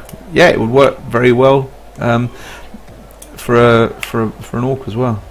We can congratulate the junior Paragon Stink team who have won the I had an agility boosted orc once. second year running. He got killed, shooed in the head by Charlie Banks. I'm not bitter. Bloody humans. Oh, no problem, Thibbledorf. Feel free to ask. It's part and parcel of why we do the broadcasts. If you want to come and meet us in person, Thibbledorf, feel free to come along to the next tabletop tournament next March. The venue has now been announced. It's been taking place in the hotel that we normally stay at anyway, which is fantastic. 18th, 19th and 20th of March is the UKBBL's Tabletop 10. And the people that write for the Stun, we are going to be working on star players that we may well get commissioned into models, which can then be purchased and used in your teams during the tournaments, using the algorithms for designing star players for your favourite star players. This is what you were talking about earlier, but when I came in about an Andy star player. Yeah, so the ones that That's a great idea. The ones that have been suggested so far are all the stun reporters. So I can talk you through a couple of them. We've already had a couple designed. Let me just bring up so I can remember what it was. We've got Gabby Loganberry, who is the reporter for the Colsa Hills East, which is her background is she has a halfling for a father and an elf for a mother. And what do halflings miss? They miss throwers. Halflings need throwers. You can tell that I designed this character. Because this is I write for the Colsa Hills East as Gabby Loganberry. So Gabby Loganberry, let me see if I can find her. Tabletop tournaments, here we go. She is a halfling. She starts with a halfling stat line. She gains a point of movement and a point of agility, so her stat line is 6-2-4-6. She has pass, sure feet, and jump up. She doesn't have right stuff. Okay, you can't get. She's not right stuff. I'm not allowing her to have agility 4 and right stuff. She's not there to be thrown. She's there to be passing the ball downfield. So her stat line is 6-2-4-6, 190k, dodge, jump up, stunty, pass, sure feet, and loner. That's Gabby Loganberry, Colsa Hills writer. We've also got Handsome Allen, who is I can't remember which Great division. name. Handsome Allen. Yes, he's a sweeper type player. Let me find Disco Stew's description of Handsome Allen, because he's put some work into this, so I'm going to share it with you. Where is he? Handsome Allen.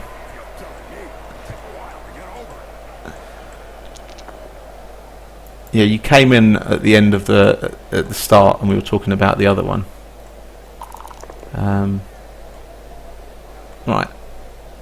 Handsome Allen is a defensive human player, as opposed to Griff, so he's the opposite of Griff. And the suggestion was that he's not sure on the cost, and I hadn't come up with the algorithm, then I hadn't worked on it that much, but the idea would be for him to function as a sort of sweeper, safety type player, a bit like the real life Handsome Allen. And the miniature would be similar size to Griff or Gregor Meissen, but he would have a scar across his face and forehead. And his stats, after doing a little bit of work on it, he's a human blitzer mercenary, 7338. He's got strip ball, pass block, shadowing, diving tackle and dodge for 220,000. And just a standard 7338. And that's Handsome Allen, the sweeper. He's massively overpowered. It's disgusting. Well, he doesn't have sidestep or stand firm, from what I heard. Oh my Did God. I missed that? No, he doesn't. No. Doesn't have tackle either.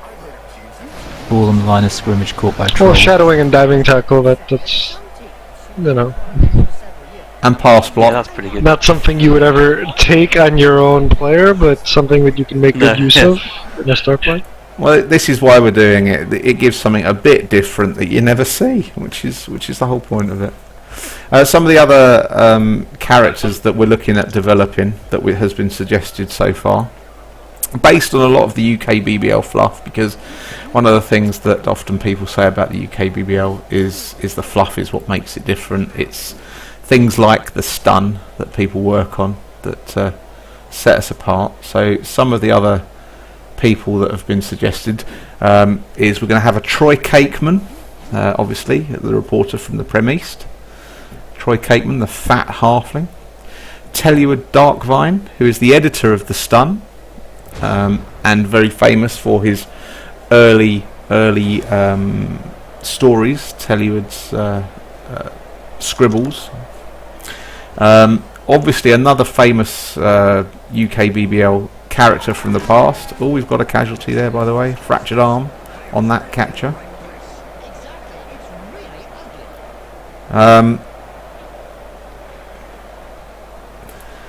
Is a zombie yeti called Bert.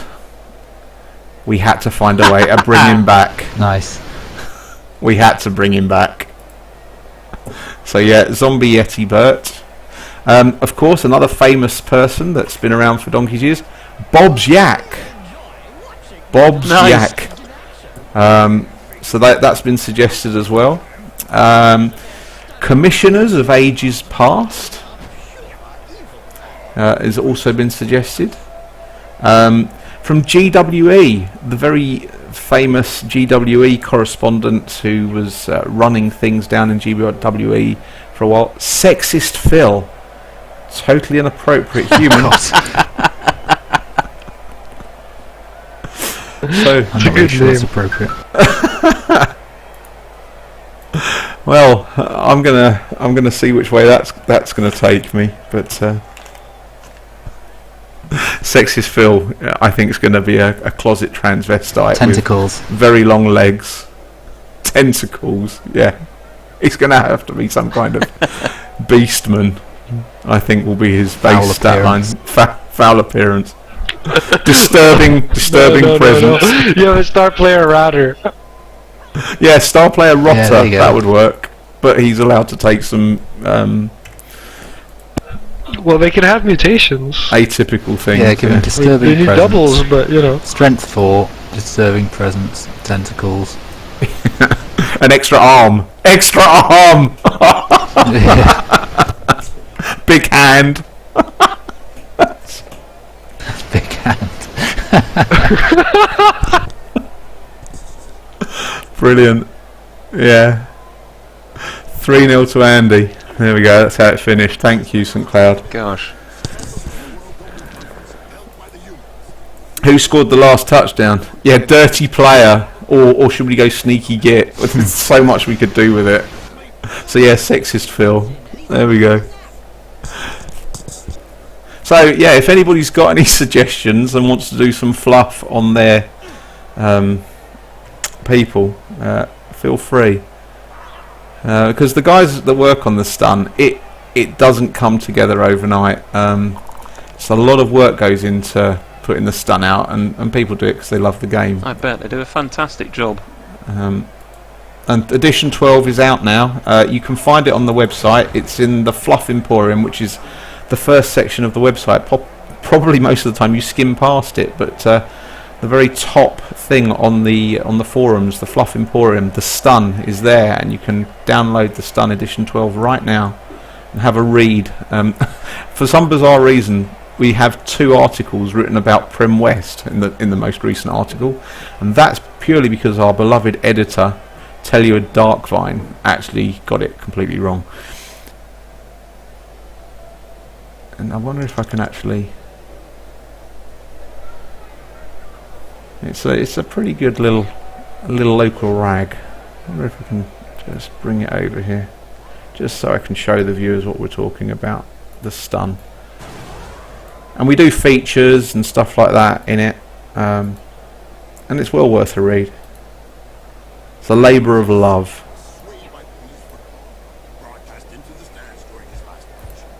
I'm just going to turn a few things off just for a second. Ooh, look at that. What an effect I've got there. Woohoo!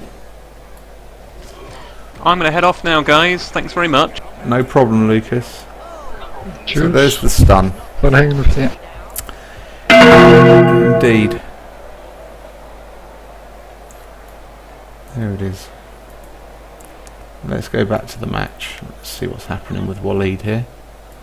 Whoops. Well, congratulations to Andy this evening on a solid victory. Let's go and follow this game a little bit more closely. Are you watching the game here, Erin, by the way? Sort of. I got distracted by your stun recommendation, but you're reading the back to stun. it. I was watching it. No, that's fine. Yeah, that's yeah. fine. I kind of, I go through phases with forums where I'm actually active and where I just kind of skim straight to my game, and lately I've been more in the former mood, so I kind of missed that it's out, but I like reading this stuff whenever it's out. Yeah, so I guess I can do that later. I'll tab back in. yeah, sorry about the psychedelic effects there, Farron. That's because I was streaming my own monitor there from the same monitor. I should use my second monitor, but yeah. So there we had a long pass downfield there, and unfortunately, Colour Sergeant Bourne, even with his agility 4 and a reroll, wasn't able to catch the ball. Sod's law. And of course he's in prime surfing position now. 2, 3, 4, 5, 6, 7. I'll take a little dip. It won't take much to surf him.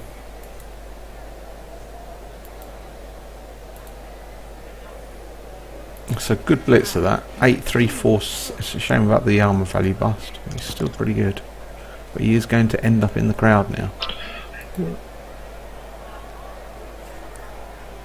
Of course, we have the famous frenzy onto the ball, catching the ball bug to consider here. It could actually break the game.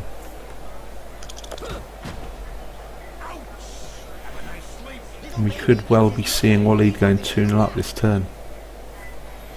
I fully expect to see Waleed blitz with Mrs. Emma Peel, number 14 here, onto this piece here.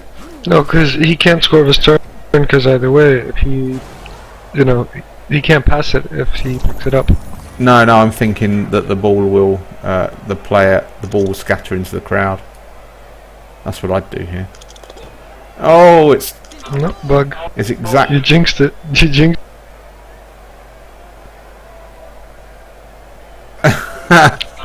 It didn't crash the game. Catcher's curse. It didn't crash the game. It just stopped him from surfing. Oh, does it crash the game sometimes? Oh yeah, too? yeah. I've seen it crash the game. Yeah. I mean, I've played Dark Elves for what, like 13 seasons or something. I hadn't had that happen, but I mean, it's not a common occurrence. You know, to be fair, it's not often you. That's mighty annoying, isn't it? Because that witch elf doesn't have block. So if I was Bulldog here, I'd take the 2 dice uphill. I think. No, because he's edge 4. I would probably dodge to get the 1 die. Yeah, you could do that as well. Personally. He could. Well, to be honest, he can actually get a player there to assist anyway to cancel out the 2 dice. In fact, can he? Has he got any got? If he hasn't. Oh. Yeah, that's true too. Although, will he be able to in turn ends? We don't know. Well, Sergeant Maxfield here, who's in that little row of 3 players on the line of scrimmage, just inside Waleed's half, has guard, and that's who Waleed, I would imagine, will be looking to get up there to assist here. You mean, Sergeant Maxfield, number 4, Blitzer number 4. Yeah, but you said Waleed will be looking to get him up there. Sorry, Bulldog, yeah, I mean Bulldog. Yeah, so there we go. So I expect to see Colour Sergeant Bourne here, and he's got the Witch Elf down. Sensible place to knock him back. Yeah, perfect. Will he pick the ball up? Well, he didn't follow up. Why didn't he follow up? Yeah, what? I don't understand that. Yeah, I'm not so sure. He's got the ball, either, but... and he scored. There we go, we've got a game, folks. 1-1. There you go.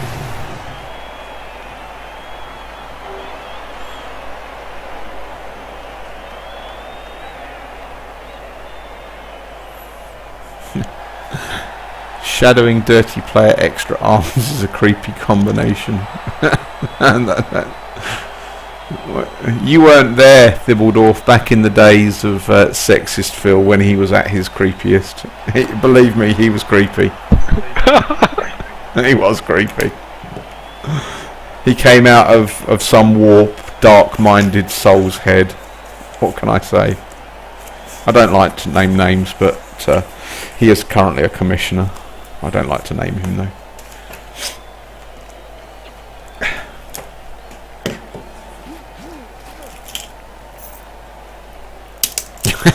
He is a charmer, Thibbledorf.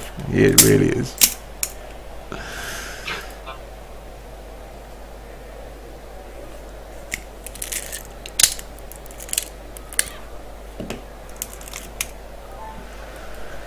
So half time, I'm 1-0 up because he forgot to move players into range. It was all about killing me. Is this in OCC? Which tier of OCC is that in? Yeah. Tier 1. Oh, at top level. Not championship, but second tier down. Okay. Which is called tier 1, oddly. He used his apothecary on my first casualty, which was a badly hurt. Which is optimism, I think. But he's 4 from 4 on KO recovery, so it's a bit one-sided. How many players have you got left? I start with 15 and I'm down to 14, but I've lost my best beastman. So I've taken 1 KO casualty so far, and he's taken 1 casualty and 4 KO. What's he playing? Orcs. It's my 2,360 chaos against his 2,270 orcs, and he put in 100k for a bribe. Wow. Which I rarely see. How much did he have? He was 90k. He had 90k of inducements, so put in 100k to get a bribe. Because the inducements add to your TV, don't they? What, resign as commissioner, Farron? Is that what you're talking about? Sorry, I was listening, Everblue. I was just distracted. It's okay, no, it's fine. Just And this isn't even a championship game. I have seen people put in extra money, but not in a league match. I got the door to answer. I'll be back in a minute.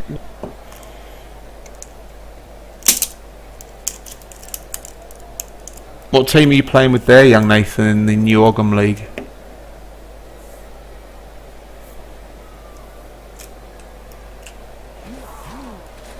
Wizards have not always been able to cast spells safely from behind the sidelines. Were you playing at the time in an Albion league, a second division that prohibits spellcasting from off the Well, this is interesting from Wally. You don't see this very often. He's got 10 players on the line of scrimmage. Jesus Christ. Is he high? Oh, and the ball has scattered right to the edge of the pitch. If only Bulldog had got a blitz there, that would have been incredible. Oh, this guy's so slow. It's turn 8. He can't score. There we go. 1700 high elves. That's pretty good.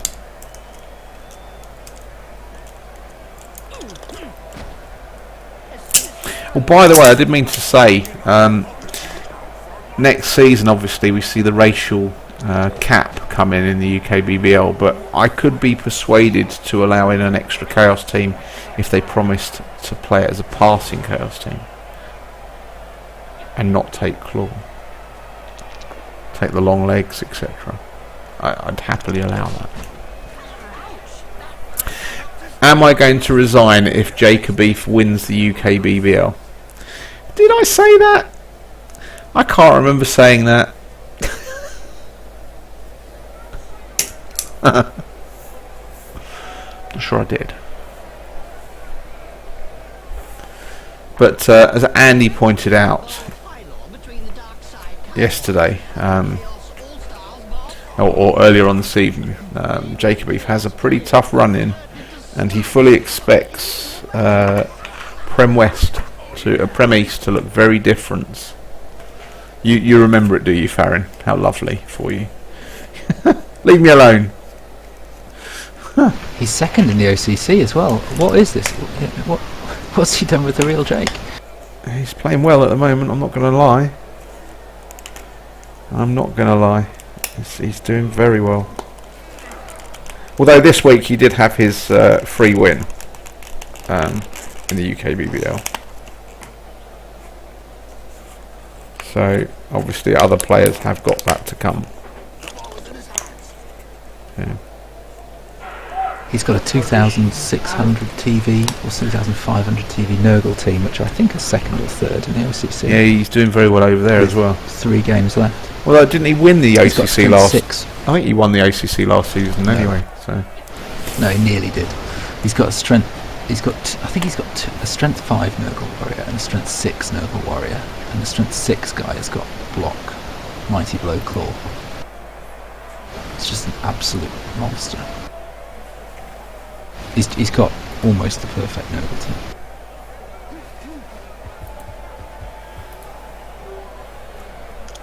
better than Hans. I don't know what Hans got, but It probably is at the moment, actually. did you ever see the 3,300 TV Chaos team in the OCC Telerast had? No, I didn't see that one. It's absolutely insane. I didn't see him at their peak, but yeah. Yeah, I played him when he was he was down to 2,800 or something when I played him with my high elves in the championship, or tier 1 as it was, and he Did you play him the 4 players? Yeah, it's season 19 or something, and he removed 4 players on his first turn of the game. The first turn of the game when he was receiving, and then after I scored, he removed 3 on the line of scrimmage the second time. It was just insane, and they got destroyed by an ogre team. I was gonna say, it was Manuel.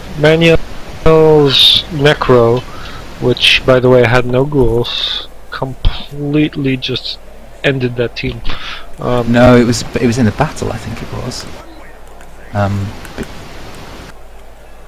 Anyway, but yeah, it was the team got destroyed. What do you mean it was in a battle? BBATLE BBATLE or whatever it's called. Oh, I don't know. Maybe they moved over there and They got did, yeah, further they destroyed. did. But no, Manuel definitely wrecked that team into retirement as far as OCC is concerned.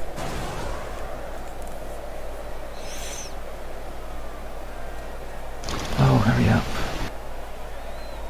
God, this I is remember so- because Manuel is the only coach to have ever actually given me pause for concern with his fouling, and well, what he did to Teller's team shows why. Humans are bound to raise the level of the game. Oh my God, this guy's so slow. You'll be happy to hear, if you like slow play, that Tapestry is coming to the next tabletop tournament. Fucking hell. You are still live.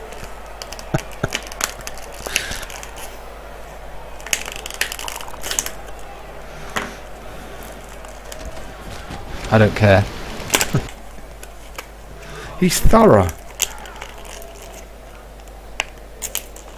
I know what he is. I actually had a very pleasurable league match with him this season. It was very enjoyable. It was a gentlemanly match, that was. Sorry about the noise here, folks. I am actually just opening something. What are you opening? Oh, some new headphones.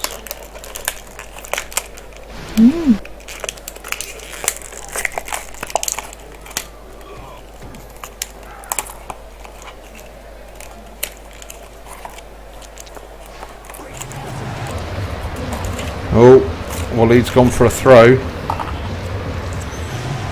He's in scoring position now. And he's actually screened off the ball carrier very, very nicely.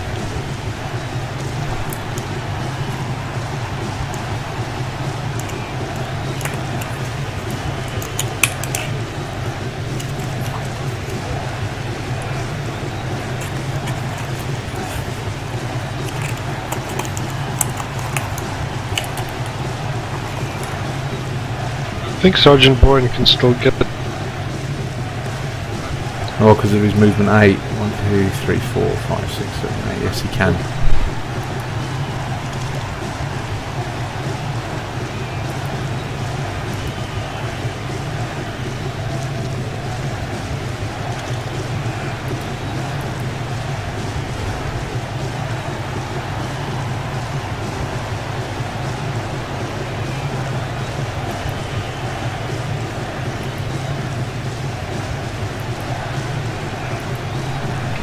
Bulldog really wants to roll dice, he can. Oh, sorry about that. He can actually dodge Gonville to get that to him also for the. Yeah, Bromhead. Yeah. Although, wait a minute, does it even. So I'm just tuning in after, like, well, getting back to the flow of things after answering the vote. Can't tell who's moved or not.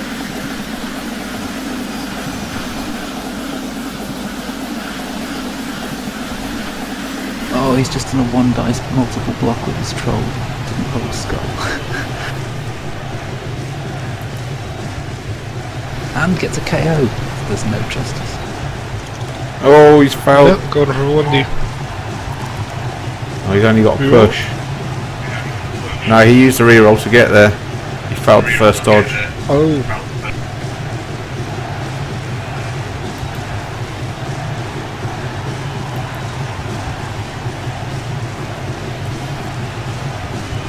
Yeah, that looks like Well, that's likely the game. indeed. Well, he's got to make a simple dodge. Nothing can go wrong.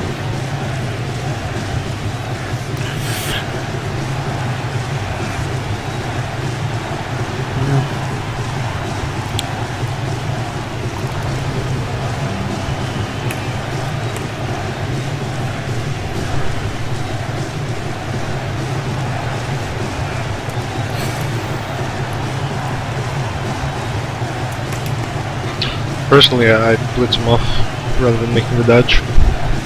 If that fails, at least the ball carriers still stand. Yes, I would agree. I was just trying to decide who I blitz with though. Who's the best option? Probably Matt Helm. Blitzer. No, he's double marked. And he's edge 3. Oh, so he is. Probably have Matt Helm knock this guy over, then hit with Witch.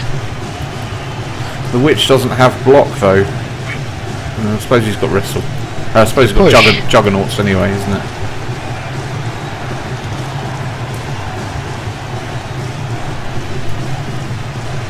Stand firm. Step. He just... all he actually needs is a push. Yeah. That's it. Wally scores. The Dark Elves. It's a big win.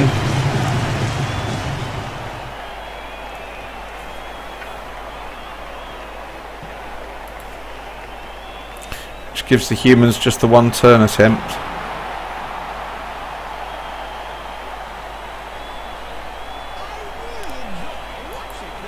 Of course, against the one turn attempt, you just put a ton of sidestep on the line of scrimmage and it becomes nigh on impossible to cover everything.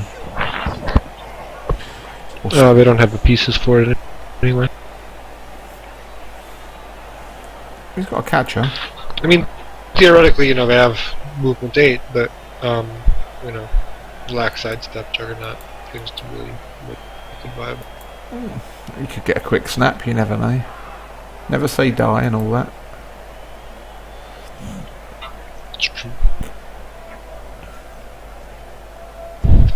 But it looks like he's hoping for a riot or nothing by the setup right now. If you're dodging to blitz, isn't the ball carrier dodging himself safer? What's that? John asks, on that point, if you're dodging to blitz, isn't the ball carrier dodging himself safer? Well, odds-wise, yes. It's less dice. Well, no. What? The reason that you wouldn't dodge, if you're going to roll a 1 to dodge a blitzer in, it's probably more preferable than rolling a 1 with the actual ball carrier, because then you've lost the ball. At least them forces your opponent to get the ball. That was my off logic, you. Yeah. That's what Errant Saint was getting at. So, but yeah, it is less dice, statistically speaking. The odds are more favourable if you just go for the dodge on the ball carrier, but double 1s happen. Fewer dice, not less dice. Oh, fewer dice. You're welcome. And that's why you went to Oxford. Did you go to Oxford, Everblue? I did, many years ago. Fantastic. Which college did you go to? Happy time. Jesus, the Welsh one. Awesome. Happy times. I never saw you rowing. I rowed in my 3rd year for the second 8, but I was very bad at rowing. We did well. I was only a second 8 rower, so Division 4. But, Still pretty good. I'm a bit fatter now.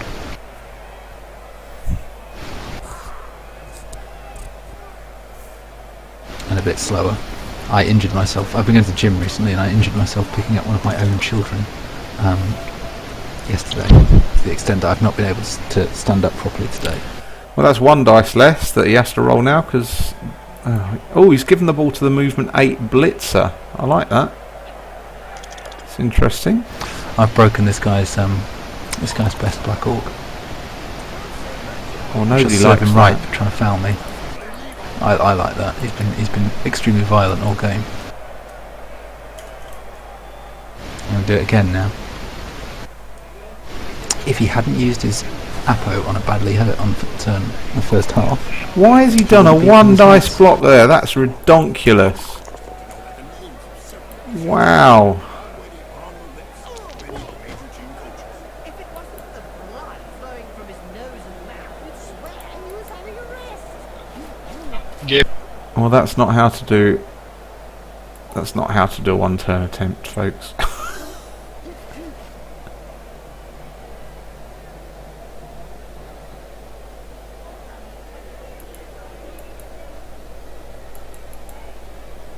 Never mind.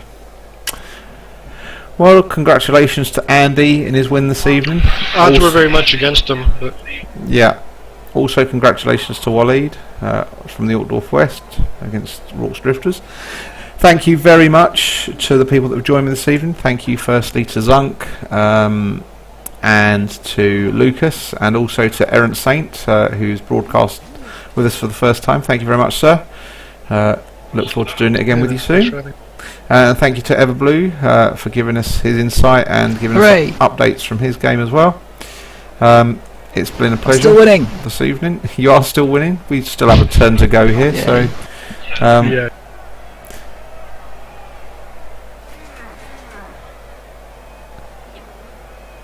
hope the masses have enjoyed this evening's offerings from the UKBBL. Next show will be this time next week, 8:15 start for an 8:30 kickoff. And of course, you can watch the other UKBBL channels. Lupac is constantly streaming at the moment. He's doing very, very well in the Blood Bowl 2 ladder. I think at last count he was 11th or 12th, which is fantastic. He is playing Chaos over there, so he's well versed in it. So if you want to see some Blood Bowl action, Blood Bowl 2 action, go and watch Lupac. He obviously does stream his UKBBL Premiership matches as well. And the new channel, which is being run by Landian, and Landian is streaming some of his games as well. He did stream the final from the Burt Memorial Trophy recently as well. So plenty of Blood Bowl on show in the UKBBL.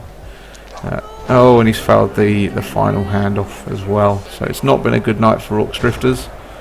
And it's just up to Wally to close out the game. So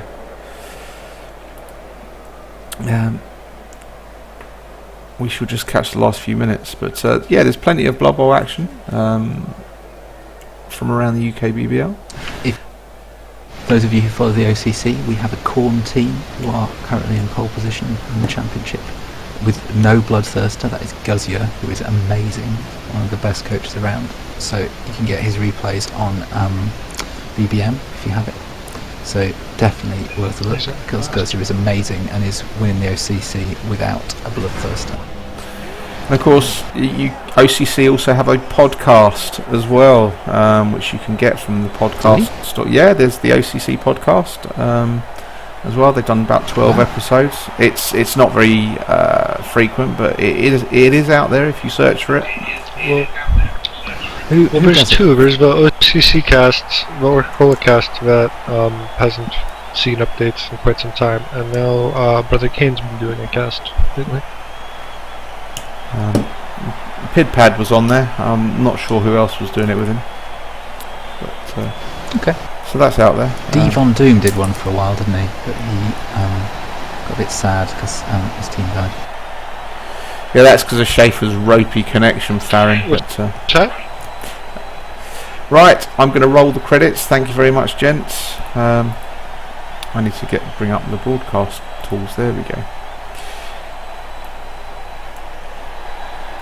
Let's play the music.